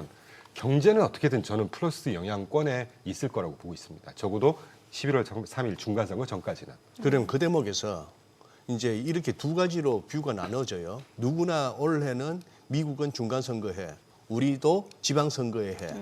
지금 일본은 뭐야? 가까이, 예. 이제 며칠 안 남았네. 네네. 그 벌써 이제 그게 달러엔하고 이렇게 이제 다카이치 압승을 예상하면서 시장이 움직입니다만 선거에 해라는 거. 그러면은 미국의 경우 11월이죠. 네. 11월인데 지금 어떤 전략을 택하실 것 같아요? 예를 들어서 선거 캠프예요. 집권 공화당의 네네. 트럼프 쪽 캠프야. 그러면은 각하 지금 여기서부터 계속 주식을 갖다가 11월까지 밀어붙여야 됩니다. 예? 조금 과매수 부담과 밸류에이션 부담이 있지만 막 말로 정책으로 돈으로 해서 11월까지는 장 빠지지 않게 가야 됩니다 하는 거 하고 그래도 막판에 바짝 인상적인 시장이 되면 더 효과 있지 않겠습니까? 그동안 뭐 쉼 없이 왔는데 한 1분기는 좀 조정받고 한 5, 6월부터 한 반년 바짝 올라도 이게 얼마나 좋습니까? 어느 거 택하실래요? 저는 두 번째 같습니다. 두 두 번째로 번째? 할 것 같습니다. 두 번째로? 지금부터 계속 슈팅 시키는 것보다는 좀 왔다 갔다 흔들하다가 막판에 그냥 굉장히 임팩트풀하게 그냥 좀 그렇게. 탁 주는 그런 식의 연출을 굳이 한다면 그게 더 인상적이지 않을까 싶은 생각이 드네요. 우리는 6월 선거 때까지 계속 밀어야 됩니다 쪽하고 그냥 설 전까지는 어쨌거나 해서 설 밥상머리에서 다들 금년에 좀 따뜻하지 또 이런 얘기하고 그 다음은 뭐 가보고 어느 쪽 하실래요? 소장님 우리나라 코스프는 작년부터 난리가 났지 않습니까? 작년부터 난리가. 제가 말씀 나온 김에 이실직고 한번 하겠습니다. 네. 작년 내내 그런 질문 주셨을 때 네. 펀더멘털리스트를 지향하는 이런 들떨어진 소리 제가 들떨어진 말씀드려가면서 뭐 리스크 관리 해야 될 것 같다 이런 표현 드렸는데 제가 굉장히 간과한 게 하나 있죠. 제가 반성 많이 했습니다. 네. 정부의 의지를 제가 경시한 거예요. 그러니까 맞아. 그러면 한국도 그랬습니다. 어. 미국입니다. 오케이. GDP가 17배 크니다. 시가총액 62조짜리예요. 우리나라 많이 올라서 2.5조 달러입니다. 네. 그 정도만 말씀드리겠습니다. 알겠습니다. 자, 간밤 뉴욕 증시 이제 기술주들이 좀 많이 떨어지면서 지금 전반적으로 변동성이 확대되고 있는 양상인데 오늘 국내 증시를 확인해 보죠. 개장합니다.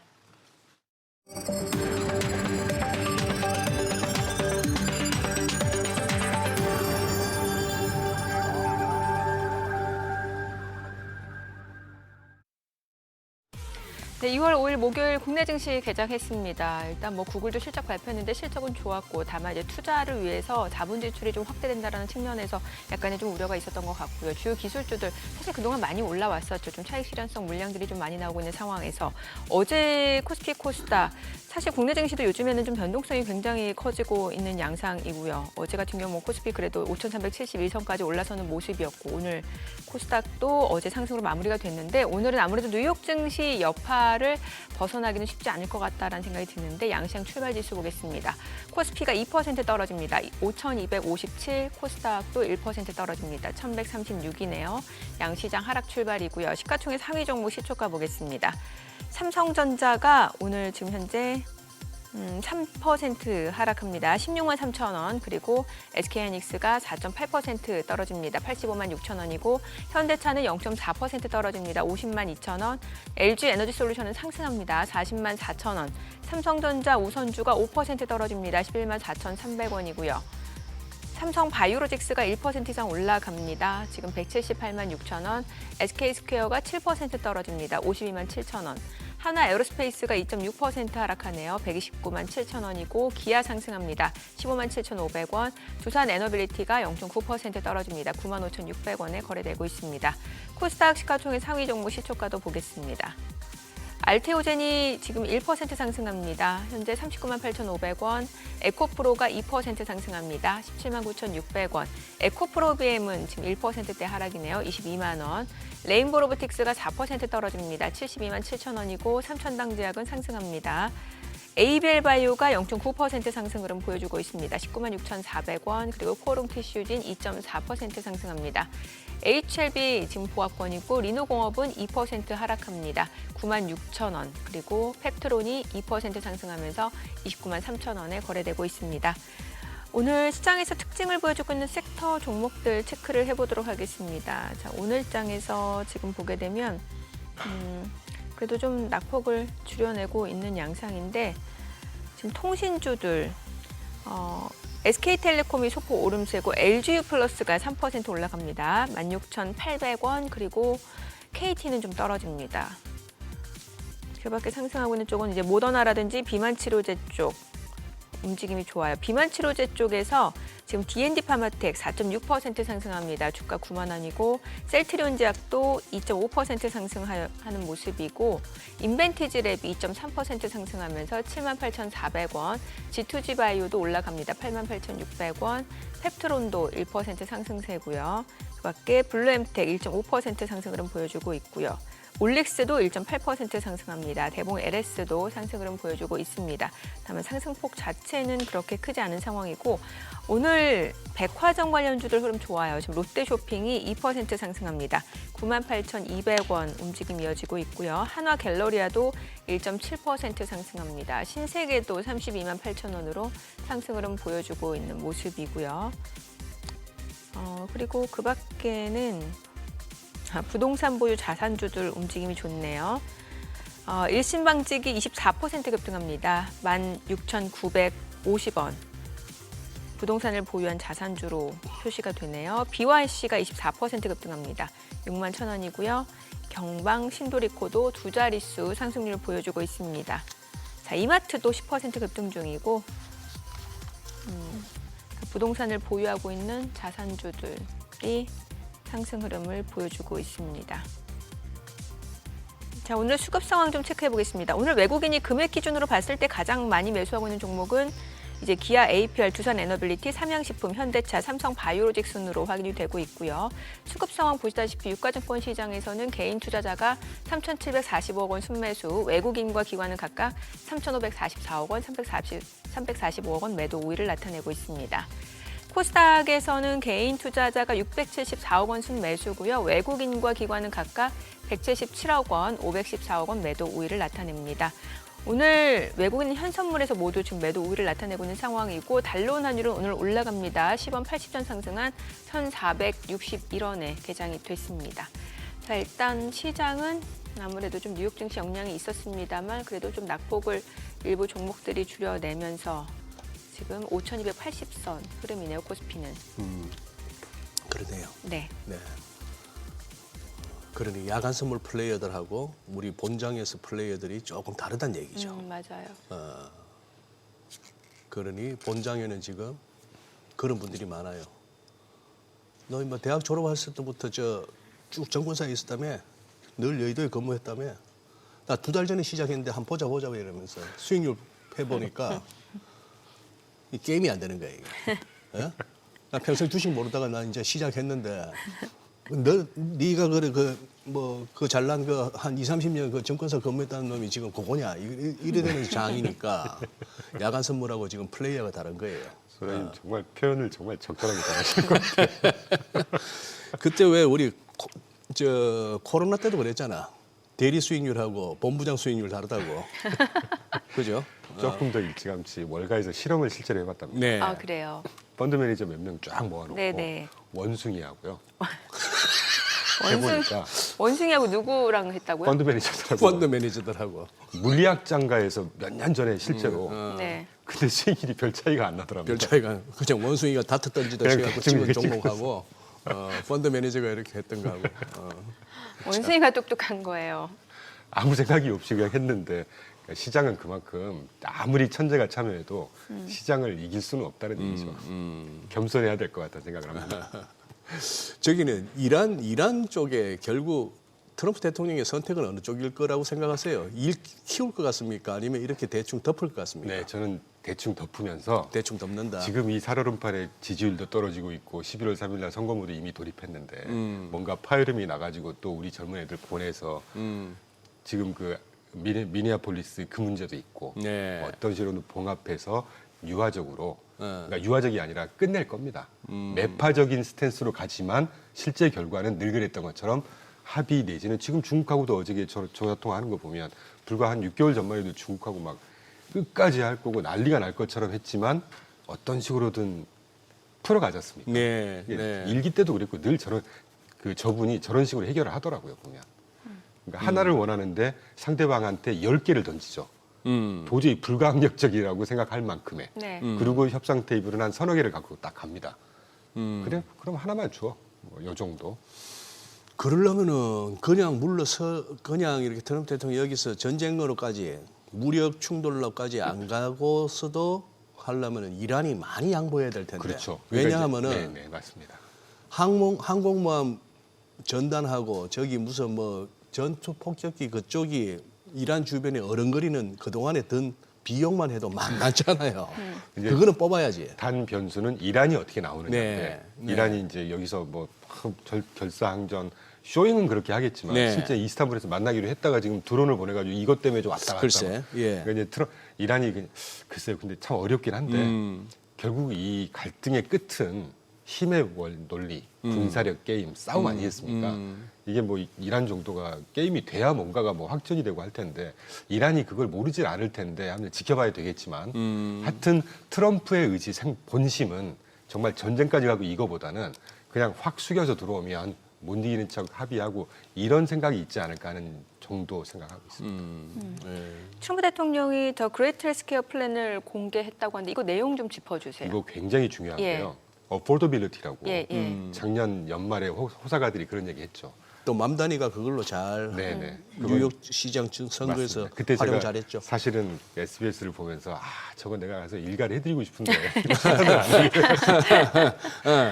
어포더빌리티라는 게 그런 거지 않습니까? 물가 상승보다 내 소득 상승률이 덜해서 가난해지고 있어. 예. 확대해 보니까 그래서 내가 집도 못 사겠어. 예. 이걸 자꾸 트럼프 탓하고 정부 탓을 하는데 예. 미국 시장은 좀 제대로 이해해야죠. 미국 주택 시장이라고 굉장히 독특합니다. 싱글 패밀리 홈 1인 가구 수요가 전통적으로 높아요. 전통적으로 적게는 150만 호, 크게는 700만 호 정도가 공급이 수요를 못 따라갑니다. 지금도 한 300 몇십만 호, 300에서 400만 호 정도가 늘 부족해요. 예. 부족해서 집을 못 사는 것이지 예. 소득 속도가 더해져가지고 저는 그 근거를 동의할 수가 없어요. 왜냐하면 지난주인가 지지난주에 발표된 그 PCE, 예. 코어 PCE 물가 2.6, 2.7 수준입니다. 근데 시간당 평균 노동임금, average hourly earnings를 보면요. 3.8, 3.7% 성장하고 있어요. 물론 좀 앵글마다 틀리니까 제 말씀이 좀 틀린 부분도 있긴 하지만은 그래서 이 어포더빌리티가 굉장히 중요한 이슈라고 볼 때 연초부터 지금 아까도 막 살짝 언급드렸지만 트럼프 입에서 나오고 있는 지금 이거 해 저거 할 거야 한 게 벌써 해묵은 얘기가 돼버렸죠. 페니메 프레디메한테 2천억 달러 모기지 채권 사서 모기지 금리 낮춰. 네. 모기지 금리를 낮추는 게 진짜 중요한 거는 주택을 살 때 적용되는 금리가 모기지 금리란 말이죠. 예. 이거 낮추겠다. 또는 뭐 마두로 때려잡는 것도 중실수로 그 두 분 아시겠지만 미국 현재 지금 갤런당 유가가요. 2, 3년 전만 해도 3, 4, 5불까지 갔었습니다. 네네. 굉장히 높았어요. 예. 지금 2.96달러예요. 3불이 떨어져 있습니다. 3주 전에 이것도 못 참고 트럼프가 또 일갈하죠. 나 이거 2불 밑으로 떨어뜨려 버릴 거야. 글쎄. 네, 그러니까 이런 조치들. 네. 거기에 저는 피크가 이 The Great Healthcare Plan이라고 생각하고 있습니다. 1월 15일 날 백악관에서 발표했는데 네. 작년에도 우리 한번 언급했었잖아요. 맞아요. 약값, 의료비 굉장히 비싸다. 근데 요걸 만약에 진짜 성공을 하게 되면 그냥 우스갯소리로 3년임도 할 수 있을 정도의 폭발력이 있는 이슈다 이게. 근데 이게 지금 비판적인 기사나 이런 거 보면 좀 더디다. 뭐 실제로 협의가 되냐 마냐 이러고 있는데 이 정도 아주 예민하고 크나큰 어떤 이벤트는 네. 당장 결과가 안 나올 수도 있을 거란 생각을 하고 있습니다. 그래서 분명히 한 3주 전에 이 그 기사에서 인터뷰에서 트럼프가 분명히 그렇게 얘기를 했거든요. 전 세계 제약사들하고 지금 합의에 도달할 정도로 컨센서스를 잘 가져가고 있어. 뭐 이게 성공을 할지 안 할지는 모르겠습니다. 역대 대통령들이 이거 하려다가 번번이 실패한 이슈거든요. 이게. 네. 저항들이 많고. 네. 그런데 트럼프가 만약에 이걸 해내면 어포더빌리티라든가 뭐 이번 중간 선거의 어떤 굉장히 큰 긍정적인 효과라든가 이런 것들이 좀 미치지 않을까. 네. 네.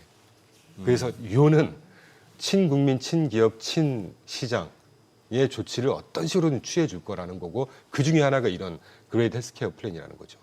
그걸 뭘 위해서 11월 3일 중간 선거를 위해서. 그렇기 때문에 그 전까지 어떤 식으로든 서포티브한 정책, 조치들이 계속 나올 거고 그러면 경제적인 어떤 양적 성장 이걸 선반영하는 주식시장도 우상향이 되지 않을까 하는 게 제 올해 보는 관전 포인트 중에 하나입니다.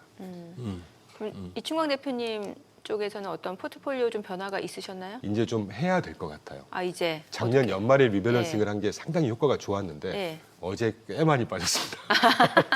물론 저희도 뭐 계속 그저께 시장이 1.4% 빠질 때 저희가 또 1.5% 올랐어요. 예. 플러스로. 근데 이제 그게 뭐 엎치락뒤치락 하는 거 아니겠습니까? 예. 그래서 어느 방향으로 하시겠다는 거예요? 저희는 네. 어느 한쪽을 막 집중하는 게 아니기 때문에 주식형만 해도 굉장히 분산이 돼 있습니다. 테마가. 예전에 제 기억에는 부동산 리츠 쪽 좋게 보셨던 기억이 네네. 나는데 여전히 좋게는 보는데 조금 요새 고배를 마시고 있죠. 금리가 안 빠지니까요. 예. 10년물 4.2 막 4.1에 4.2 가버리고 이러니까 이제 그런데 중소형 예. 산업재 그리고 여전히 저는 뭐 우라늄 어제도 많이 우라늄. 빠지긴 했지만 아직 갈 길 멀다고 보고 있고요. 산업재, 소재 뭐 이런 것들 저희가 그러니까 그 시장에서 아주 핫한 네. 뭐 AI 내지는 빅테크 비중을 저희 주식형에는 전통적으로 한 11%에서 12%밖에 안 갖고 있습니다. 예. 그래서 항상 분산을 좀 해놓죠. 그리고 디펜스 이런 거, 글로벌 방산 이런 거 굉장히 장기 어떤 모멘텀이 있는 업종들이 아닐까 뭐 그 정도 생각하고 있습니다. 국내 증시에 대해서도 뷰를 좀 바꾸셔서 이제 좀 좋게 보시잖아요. 네. 예. 그럼 국내 증시 쪽에서는 어떤 쪽을 보시는 거예요? 방금 말씀드린 AI 반도체, AI 반도체. 방산, 조선 뭐 다른 업종도 좀 있겠습니다만 네. 요 세 가지는 저는 확실할 것 같아요. 조선, 방산, AI 반도체. 예, 예. 지금 삼성전자, SK하이닉스 AI 예. 수혜 아니겠습니까? 예. 그 스토리는 뭐 지금 어제 빠지고 이런 것 때문에 AMD도 그랬고 뭐 엔비디아가 연초에 조금 지지부진한데 네네. 그렇다고 AI가 꺾이고 아니지 않습니까? 양봉이네요. 예. 조선, 방산. 그래서 하여튼 뭐 그런 그 섹터들은 여전히 갈 거라고 보고 이분 저는 네. 그 AI 섹터의 모멘텀보다 글로벌 방산 모멘텀이 더 길 거라고 봐요. AI 쪽보다 방산 쪽이요? 모멘텀이 길이도 길. 오자면 더 길 거라고 보고 예. 있습니다. 왜냐?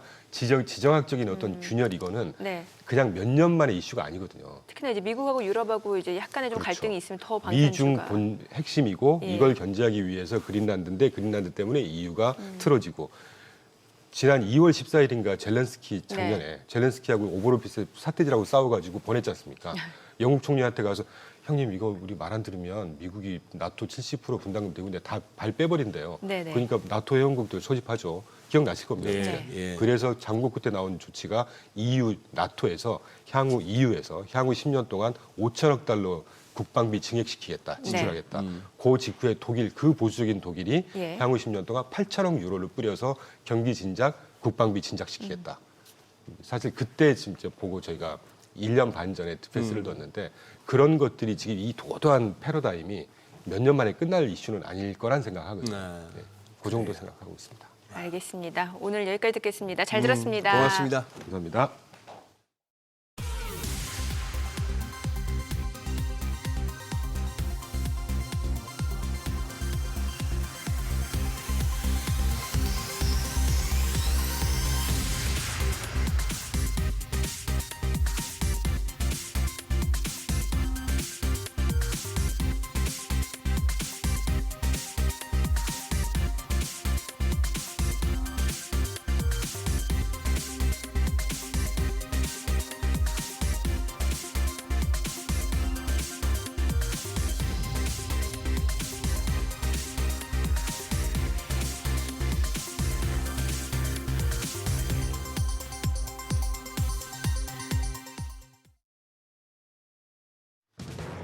이 시각 시황입니다. 오늘은 국내 증시, 뉴욕 증시 약세를 피해가지 못합니다. 양대 지수 모두 빠지고 있습니다.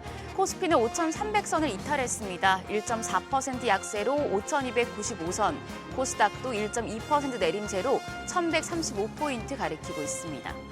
수급 상황 보시죠. 유가증권 시장, 오늘은 개인만 사들입니다. 외국인이 현재 7,774억 원 팔아내고 있고 기관 역시도 330억 원 매도 우위 기록하고 있습니다.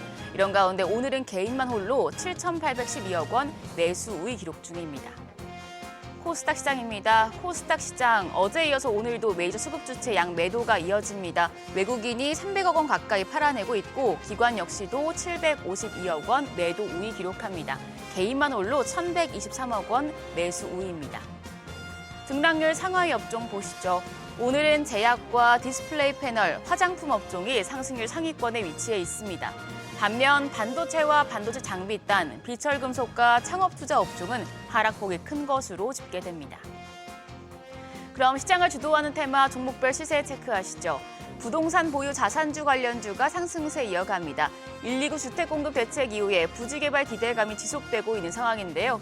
이에 관련주 내에서는 SG 세계물산이 상한가입니다. 또 일신 방직이 19% 가까이 급등하며 16,360원. 경방도 두 자릿수 상승세 보여주고 있습니다. 21.4% 시세 분출하며 14,200원. BYC가 21.5% 급등하며 거래가 59,500원이고요. 신도리코도 5.3% 강세 65,100원대에 거래되고 있습니다. 은행주가 오름세입니다. 실적 시즌 상대적으로 덜 올랐던 은행주 주목받고 있습니다. 증권가에서는 올해부터 시행되는 배당소득 분리과세로 전통적인 배당 성향이 높은 은행주의 수혜를 예상하고 있는데요. 이런 가운데 오늘 KB금융과 신한지주 등이 실적을 공개할 예정입니다. 참고하시고요. 은행주 내에서는 지금 카카오뱅크가 7.6% 강세, 거래가 26,900원이고요. 하나금융지주가 1.5% 강세로 114,300원, 의리금융지주가 0.6%, 기업은행이 0.4% 강세 보여주고 있습니다. 다만 제주은행은 1.2% 하락 전환됐습니다. 거래가 16,120원으로 집계됩니다.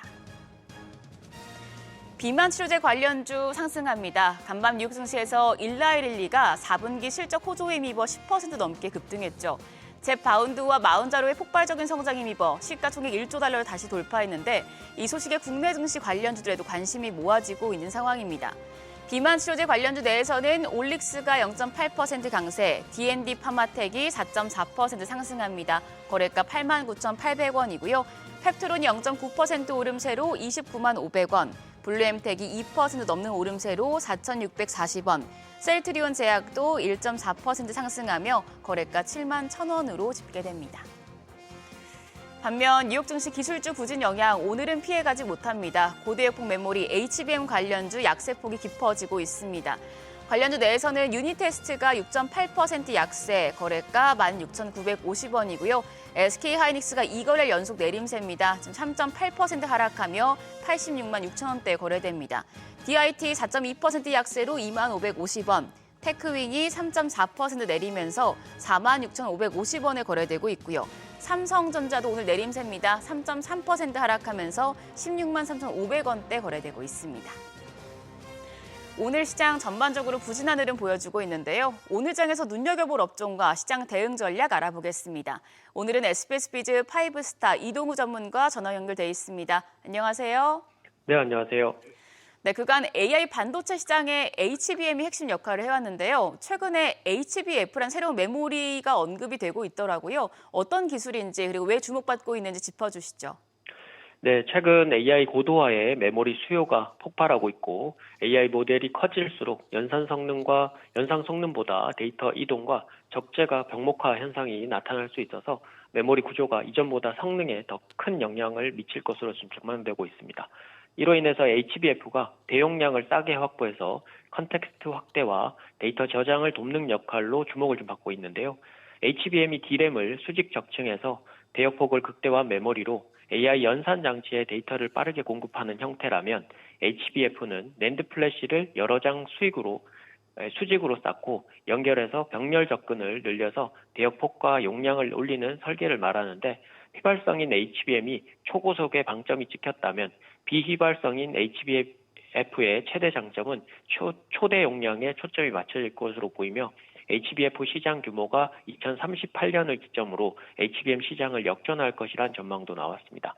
멀티모달 AI 환경에서 속도 지연이 해결이 어려운데 HBF와 최근에 이제 CXL 개발 개념 등이 병목 현상과 속도 지연 해결 풀이법으로 현재 제시 중으로 SK하이닉스는 샌디스크와 협력해서 내년 양산을 목표로 HBF를 개발하고 있고 삼성전자도 내부적으로 HBF 독자 개발을 진행하고 있고 CXL을 올해부터 양산 돌입 계획을 발표하면서 HBM에 이어서 관련 D램, 낸드의 필요성이 더욱더 가중화될 것으로 보입니다. 네, 그럼 이 HBF 관련주 중에서 눈여겨볼 만한 종목 어떤 게 있을까요? 이번 주에 대부분 다 종목들이 좀 강세를 좀 보였는데요. 그중에서 주목하고 있는 건 ISC와 TF입니다. ISC는 메모리와 비메모리에 모두 특화된 기업으로 반도체 소켓도 수요가 폭증하고 있는데 거기에 가장 큰 수혜를 좀 받습니다. 제미나이3 관련주로 꼽히고 있기도 한데요. 최근 HBM 기술 확산으로 자연스레 수요 폭증 이외에도 HBF를 포함한 메모리 반도체 테스트에 필요한 인터페이스 소켓 분야의 글로벌 선두 기업입니다. ISC의 주요 고객이 삼성전자, SK하이닉스, 그리고 마이크론 등 메모리 3사의 매출 성장도 당연히 따라올 것으로 보이고요. HBM 시장 자체가 2030년까지 연평균 30% 이상 성장할 것으로 예상이 되고 HBF 시장 역시나 2038년까지 10배 이상 성장이 예상이 되면서 ISC의 높은 기술력, 진입 장벽을 가지고 실적도 창사 이래 최대 예상이 됩니다. 기술적으로는 연초 사상 최저가 돌파 이후에 지지력 테스트 중으로 접근은 시가부터 해서 13만 5천 원, 그리고 1차 목표가는 16만 5천 원, 2차 목표가는 18만 원, 손절가는 12만 5천 원을 제시해드리고요. 두 번째 종목은 TF입니다. 반도체 검사 장비와 검사 부품을 설계업체로 HBF가 기존 낸드보다 고도화된 테스트 부품이 필수적이라서 TFAI 기술력이 필수적인 상황입니다. HBF를 포함한 차세대 AI 메모리 테스트 시장이 확장됨에 따라서 역대 최대 실적이 경신될 것이라는 전망이 나오고 있고 아직 주가는 작년 하반기 박스권에 갇혀있는 상태라서 주가는 저평가된 상황입니다. 기술적으로는 작년 11월 달 사상 최고가 돌파 후에 박스권 하단 지지력을 테스트한 이후에 최근 반등세를 좀 보이고 있고 재차 박스권 돌파 준비를 완료한 상태입니다. 접근은 시가부터 해서 4만 원, 1차 목표가는 5만 5천 원, 2차 목표가는 6만 원, 손절가는 3만 8천 원을 제시해드리도록 하겠습니다. 네, 오늘 말씀 고맙습니다. 지금까지 업종과 대응 전략 알아봤습니다.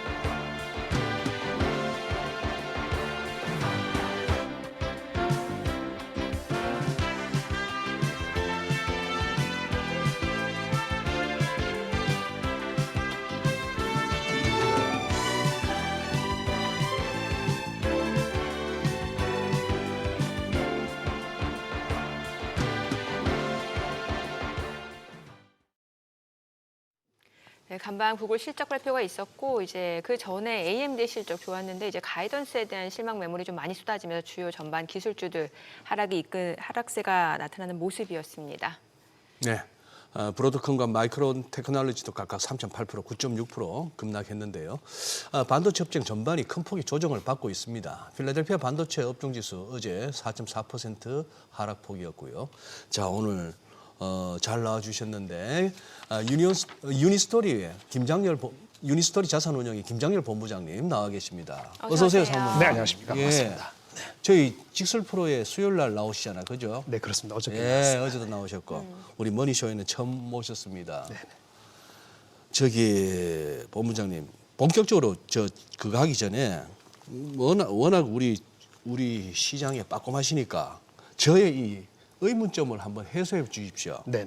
지금 제가 그 앱에 들어가서 보니까 코스피가 상승 종목 317, 하락 종목 513, 오늘요. 지금. 하락이 더 많아요. 네네.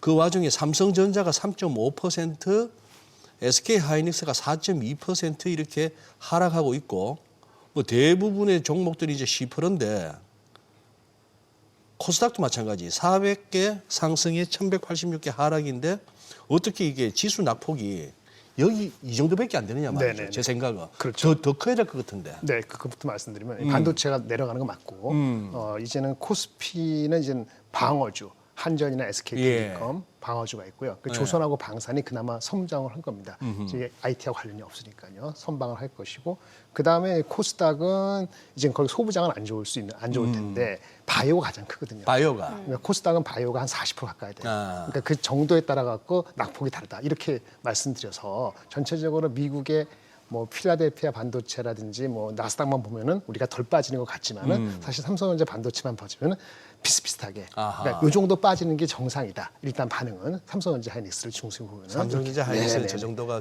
정석인 반응이다. 그나마 좀 더 말씀하시겠습니다만 구글이 알파벳 실적을 발표했는데 상당히 좋았잖아요. 예. 그 내용적으로 보면은 반도체 업체들한테는 좋은 얘기가 나와서 시간 외에서 오늘 아침에 낙폭이 컸던 마이크론이나 샌디스크라든지 브로드컴 이런 것들이 일제히 좀 반등을 좀 하니까 그나마 이 정도로 시작하는 거예요. 근데 아직 낙관했었습니다. 외국인들이 계속 팔고 있기 때문에 이 정도 스타트는 뭐 그렇게 과하지도 않고 아주 뭐 아웃퍼폼하지도 않고 그 정도라고 일단 보여집니다. 네. AMD 좀 여쭤볼게요. AMD가 좀 많이 이제 장중에 떨어지는 모습이었는데 사실 실적은 괜찮았는데 네네. 그 이후에 여러 가지 해석들이 약간 부정적인 네네. 내용들이 많더라고요. 네네.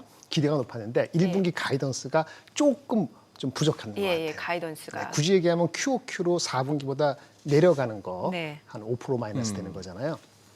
근데 이제는 핑계를 대는 거죠. 근데 그 전에 빠지는 게 오라클도 많이 빠졌어요. 맞아요. 그러니까 예. 오라클하고 AMD하고 그 다음에 엔비디아도 어저께 많이 빠졌고 오늘도 빠졌는데 공통점이 뭔지 아세요?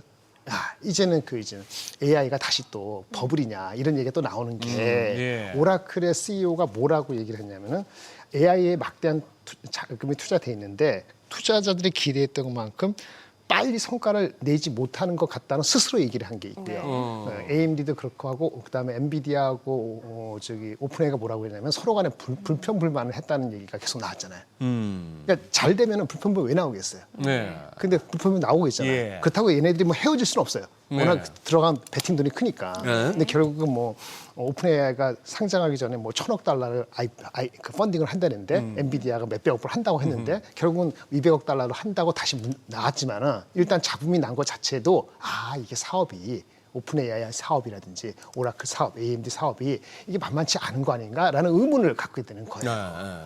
그래서 이게 나왔고 그다음에 가장 큰 거는 사실은 일주일 열흘 전부터 나왔는데 우리가 워시 해가지고 워시만 신경 써서 저는 워시 때문에 빠지는 월요일은 그 잘못됐다고 생각했거든요. 네. 그건 맞고요. 화요일날 반등한 것도 어느 정도 맞는데 좀 많이 반등했죠. 중요한 건 그 지난주 이번 주에서 가장 중요한 건 소프트웨어 주식들이 계속 빠지고 있었던 거예요. 뭐가 빠졌다? 소프트웨어. 소프트웨어. 예, 근데 맞아요. 마이크로소프트부터 해서. 그렇죠. 근데 예. 마이크로소프트 포함이고 뭐 세일즈포스라든지 뭐 각종 무슨 데이터 뭐 프로바이더, 뭐 마케팅 컨설팅, 예. 법률 예. 도구 관련되는 이게 다 빠졌거든요.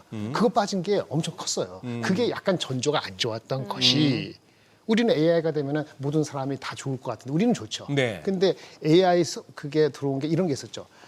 먼저 나오는 게 그 엔트로피. 네. 예. 그 오픈AI 경쟁. 예. 엔트로피 우리 잘 몰라요. 우리는 B2B, 걔는 B2B니까 걔도 상장을 하거든요. 예. 근데 엔트로피에서 한 소프트웨어에서 클로드 코옥이라는 게 예. 나왔어요.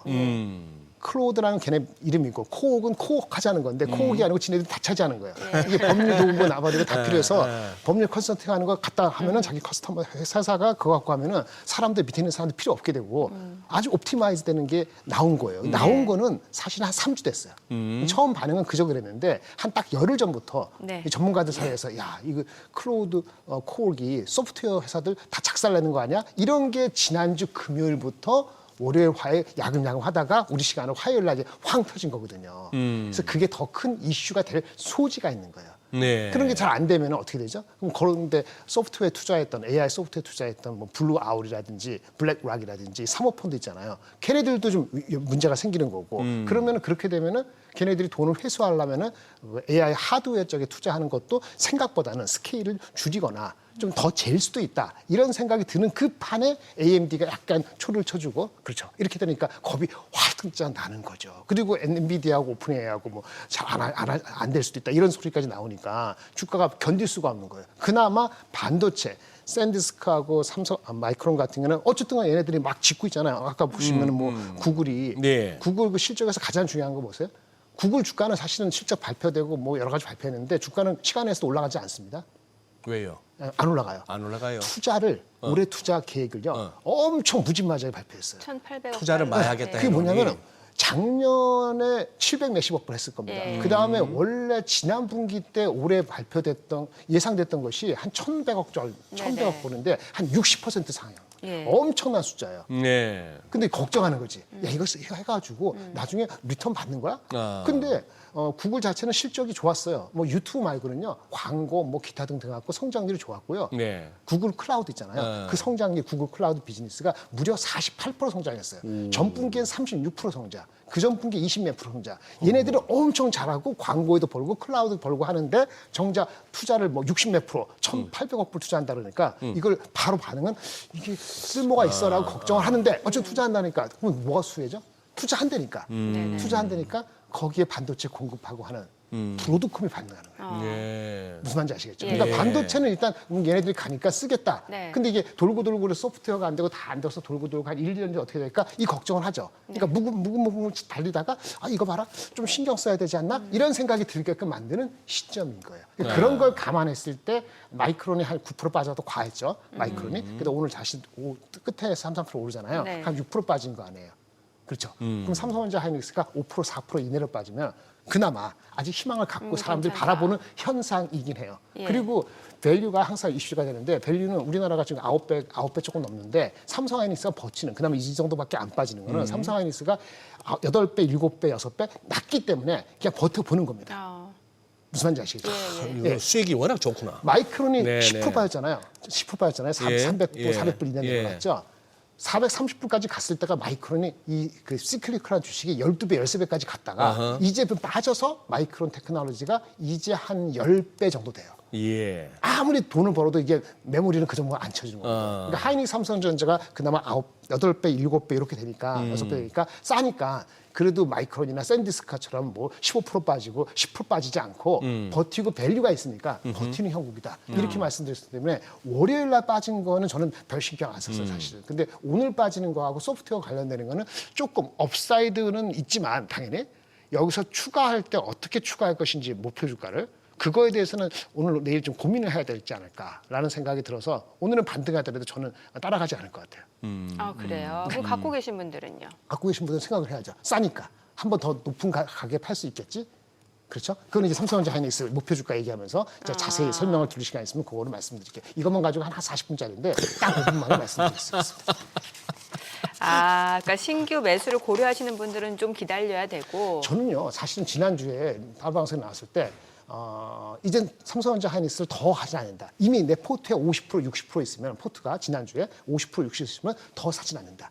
왜냐하면 그런 걸 자꾸 매몰되다 보면 팔라는 얘기가 아니고 다른 거에 기회를 못 봐요. 지금 예. 지난주에 얘기한 게 우주, 예. 뭐 아니면 이제 쉬었던 거, 뭐 변압기 될 수 있지만 뭐 저기 방산 이런 네. 것이 오히려 그 틈을 타서 올라갈 수도 있고 연초에도 그랬잖아요. 만약에 삼성전자 하이닉스만 매달았으면 네. 삼성전자 하이닉스 연초보다 올라가긴 했습니다만 예. 만약에 한화 에어로스페이스라든지 뭐 현대차라든지 이런 걸 봤으면은 그게 더 수익이 높거든요. 그러니까 이미 주식 시장 삼성전자 하이닉스를 어느 정도 갖고 있는 사람들은 더 추가하는 건 저는 지난주부터 끝이었거든요. 아. 그러니까 지금 파느냐 그거는 좀 고민이 돼요. 저는 예. 아직은 팔 때는 아니야. 절대 네. 밸류가 한국이 9배인데 이보다 훨씬 낮은데 예. 이익이 뭐 모건스탠이 말을 듣지 않지만 올해도 내년 30% 올라간다는데 그게 그럴지 안 그럴지는 한두 달 최소한 한 1분기 지날 때까지는 지켜봐야 되지 않을까 하는 생각 아직은 갖고 있어서 네. 팔라고 말씀드리는 건 아닙니다. 하지만 더 사는 거에 대해서는 오늘은 반등을 하더라도 저는 뭐 또 확인하고 사든지 굳이 뭐 더 오버웨이트를 더 세게 할 거는 없지 않을까 하는 생각 갖게 됩니다.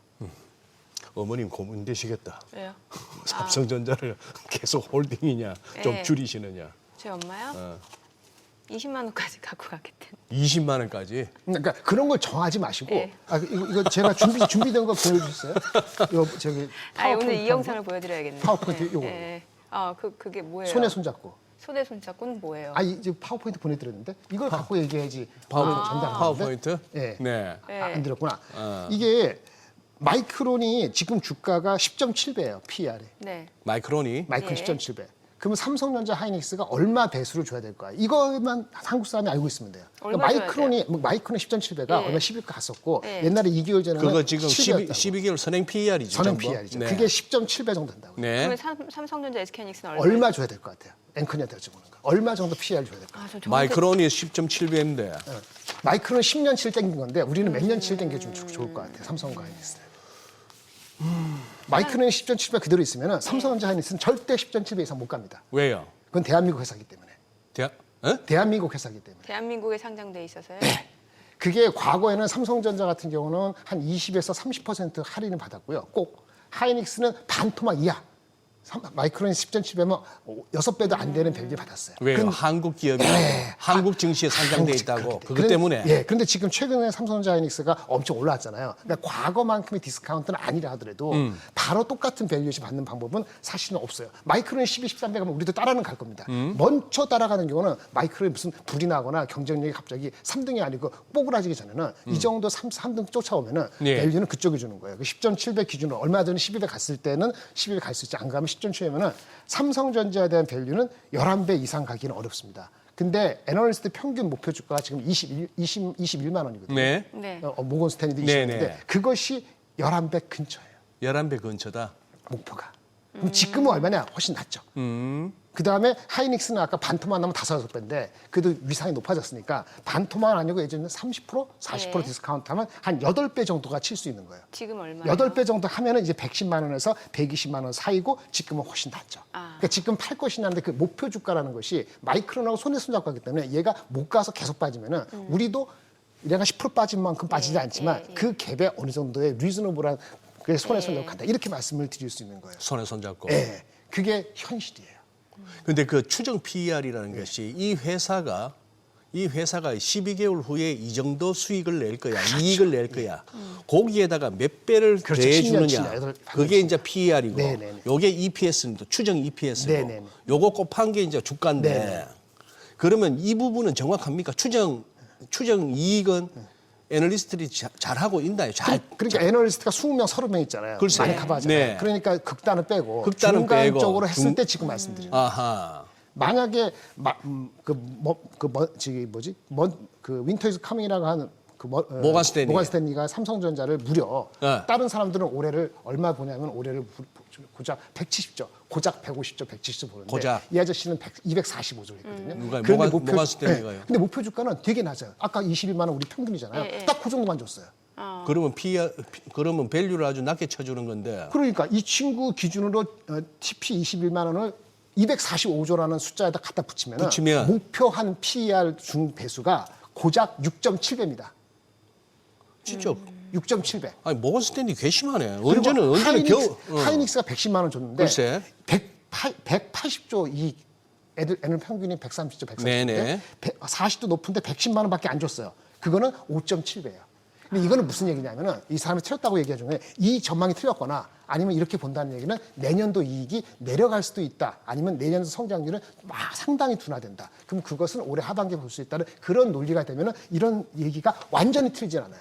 왜냐하면 과거의 사이클은 아무리 2년 좋다가도 그 다음에 내려갈 수 있다면은 갑작스럽게 밸류가 아까 말한 것처럼 삼성전자 하이닉스가 6, 7배 못 간 적이 10번에 9번이었어요. 근데 이 친구가 얘기한 이 이익이면은 내년에 내려간다고 보지 네네네. 않았거든요. 그러면 이익 전망이 틀렸거나 목표 주가가 너무 박한 정도가 아니고 이상한 거죠. 그래서 저는 대한민국의 지금 보다 약간 리즈너블한 포캐스트 했을 때 21만 원, 아까 101억 했을 때 PER이 한 10배하고 한 7.7배, 10배면 20만 원 정도, 아까 네네네. 어머니 말씀하시는데 이익이 지금 애널리스트, 그러니까 우리나라 애널리스트 정도의 이익에다가 10배 주면은 그게 20만 원이고 하이닉스는 우리나라 애널리스트 기준으로 한 7.7배, 8배 안 주면 110만 원이에요. 그러면 그거하고 괴리가 있잖아요. 20만 원하고 16만 원, 그 다음에 110만 원하고 84만 원이잖아요. 그러면 갖고 계신 분은 팔까요? 조금 이따 팔 쓰고, 그럼 들어가는 사람들이 이 업사이드 보고 막 들어올까요? 약간 그렇죠. 근데 그거예요. 그래서 요거가 지금 그렇기 때문에 새로 들어오는 사람들은 서두르는 거를 좀 더 신중하게 해야 될 필요가 있고, 갖고 계신 분 파는 거는 이게 얼마나 갖고 있느냐. 내가 이걸 팔아가지고 현대차나 하나에어로스페이스라든지 다른 주식을 더 매력적으로 느끼느냐에 따라 다른 거예요. 그 20만 원의 고정이 중요한 건 아니고 레퍼런스 정도다. 이렇게 말씀드리겠습니다. 예.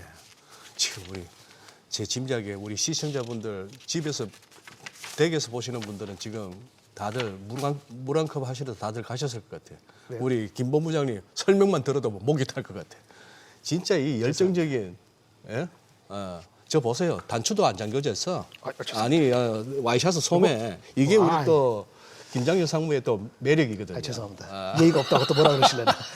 들어왔어가지고. 야, 그래도 우리 또 머니쇼 오셔갖고 그거는 안 하시네. 우리 김장현 상무님의 그거요? 시그니처. 뭐예요? 뭐 하이닉스고 나발이고 뭐 할 때 이 나발이고는 오늘 기사 안 하시네. 이게 막 여성 앵커님이 바쁘실 때는 막 그게 막 나오더라고. 아니 근데 지금 저 다 말씀드렸어요. 방산 쪽 조금 한번 네네. 그걸 해주시죠. 점검을. 왜냐하면 지금 약간 얘기가 지금 어제 시진핑 주석하고 얘기를 한 거 보니까 지금 우리 방산 기업들 좀 조금 이렇게 불리한 얘기인가 싶은 생각이 제 일감으로 들거든요. 네, 어떤 코멘트를 정확히 하셨죠? 그분이? 글쎄, 어쨌거나 뭐 한국 무기 좀 이렇게 좀 팔아먹기가 만만치 않겠다. 그냥 제 내피셜입니다. 네네. 최근 들어 뭐 하나 시스템 같은 경우는 너무 훌쩍훌쩍 뛰길래 그건 이제 미국의 군함 그것 때문에. 군함 때문에. 네, 군함 때문이고 사실은 하나 시스템은 많이 올라가긴 했습니다. 이미. 예, 이제는 그거는 필리조선소라고 그 가치를 때리는 건데 그 가치를요. 적자잖아요. 적자 중요한 게 아니고 적자일 때는 어떻게 하냐면은 매출 곱하기 하거든요. 이익이 안 나오니까 PER이 없어요.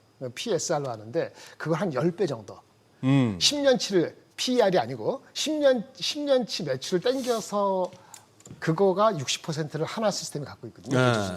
그렇게 해서 하나 시스템 하면은 지금 12만 원, 13만 원은 애널리스트가 추정하는 것보다 훨씬 높아진 거 목표 주가를 한 30% 오버된 거라서 지금 말씀하신 그게 아니더라도 신규 진입하는 거는 지금 타이밍이 적절한가라는 거는 저도 어저께 타 방송에서 하나 시스템 질문이 있어서 저는 이제 안 따라가겠습니다라고 말씀을 드렸거든요. 그 밸류에이션 상으로 일단 많이 부담스러운 영역이 들어온 것 같다는 게 제 개인적인 생각입니다. 그거 말고는 뭐 현대 로템이라든지 뭐 하나 에어로스페이스라든지 하나 에어로스페이스는 하나 시스템을 또 갖고 있잖아요. 그러니까 리스크를 좀 해지하는 측면에서는 차라리 굳이 한다면은 하나 에어로스페이스나 현대로톰이 여유가 조금 더 있지 않을까 이렇게 생각합니다. 앞서 현대차도 말씀 주셨잖아요. 네네. 그럼 현대차는 네네. 어떻게 보세요? 그것도 아버님이 갖고 계신가요? 어머님이 아니요. 많은 분들이 좋아하시니까. 네네네. 일단 이렇게 말씀드릴게요. 현대차가 오랫동안 PBR 0.8배였죠. 근데 0.8배인데 그게 무슨 땅 갖고 있고 재평가하면 0.8배가 너무 싸다 이건 얘기고 뭐 관세고 나발이고 해서 진짜 힘들었잖아요. 네, 나왔네. 관세고 뭐 그렇게 힘들어갖고 오랫동안 0.7, 0.6이었는데 드디어 관세가 마무리되니까 0.8, 0.9에서 올 초에 갑자기 0.9로 올라온 거예요. 그래서 이게 보스턴 다이내믹스에 대한 로봇 그 가치, 보스턴 다이내믹스가 50조냐 시장에서는 150까지 보거든요. 그 가치가 얼마냐는 것도 현대차 가치의 약 3분의 1을 차지하고요. 30%. 또 하나는 뭐냐면 그 알파마이어 구글하고 엔비디아 가서 머리하고 이렇게 하는 거. 그렇게 해서 자기네 공장을 AI 팩토리화 시켜서 그걸 가지고 다른 회사한테 자동차를 OEM으로 만들어주는 거. 이 가치가 현재 가치만큼 있다. 30만 원일 때 이거 합해서 했을 때 애널리스트가 최근에 높게 나온 목표 주가 80만 원이에요. 네. 그러면 이 아까 그 자동차하고 보스턴 다이내믹스 어떻게 될지 모른다고 만약 가정을 하면은 한 반만 믿어볼까요? 그렇게 에딩한 거. 그리고 본래의 비즈니스는 한 8, 90% 믿고 이렇게 하면 주가가 딱 50만 원 나와요. 그리고 이것도 고민. 북밸류 1배가 한 45, 6만 원이에요. 그래서 주가는 사람들이 이제 이 스토리가 없어지지 않았기 때문에 45만 원 이하로 가면 살 사람이 엄청 많습니다. 당분간. 그건 안 깨질 가능성이 높고요. 물론 이제 60만 원, 70만 원 가는 거는 이거는 속도가 이슈예요.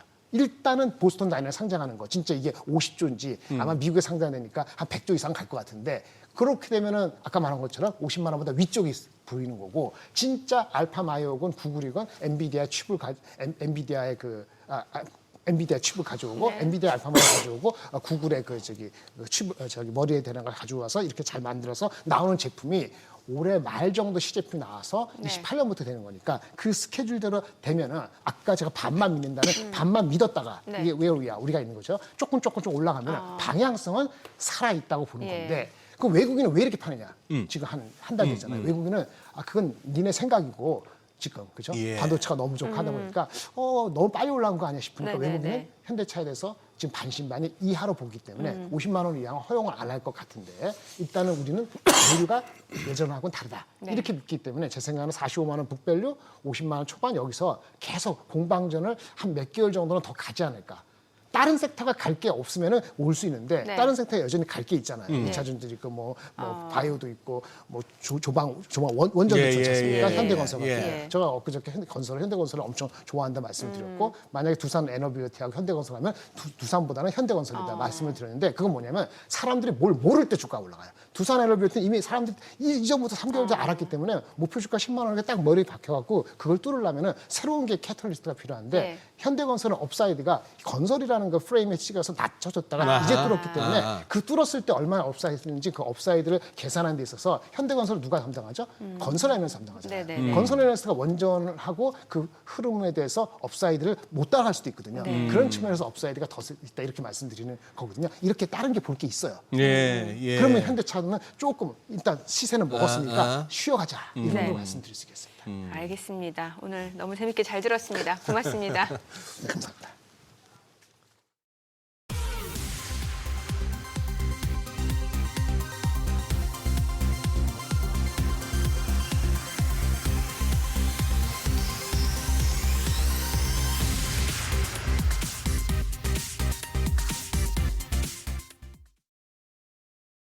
오늘 시장 출렁임이 굉장히 큽니다. 이건 근데 개인 투자자분들은 또 매수에 나서고 있는 모습이고요. 네.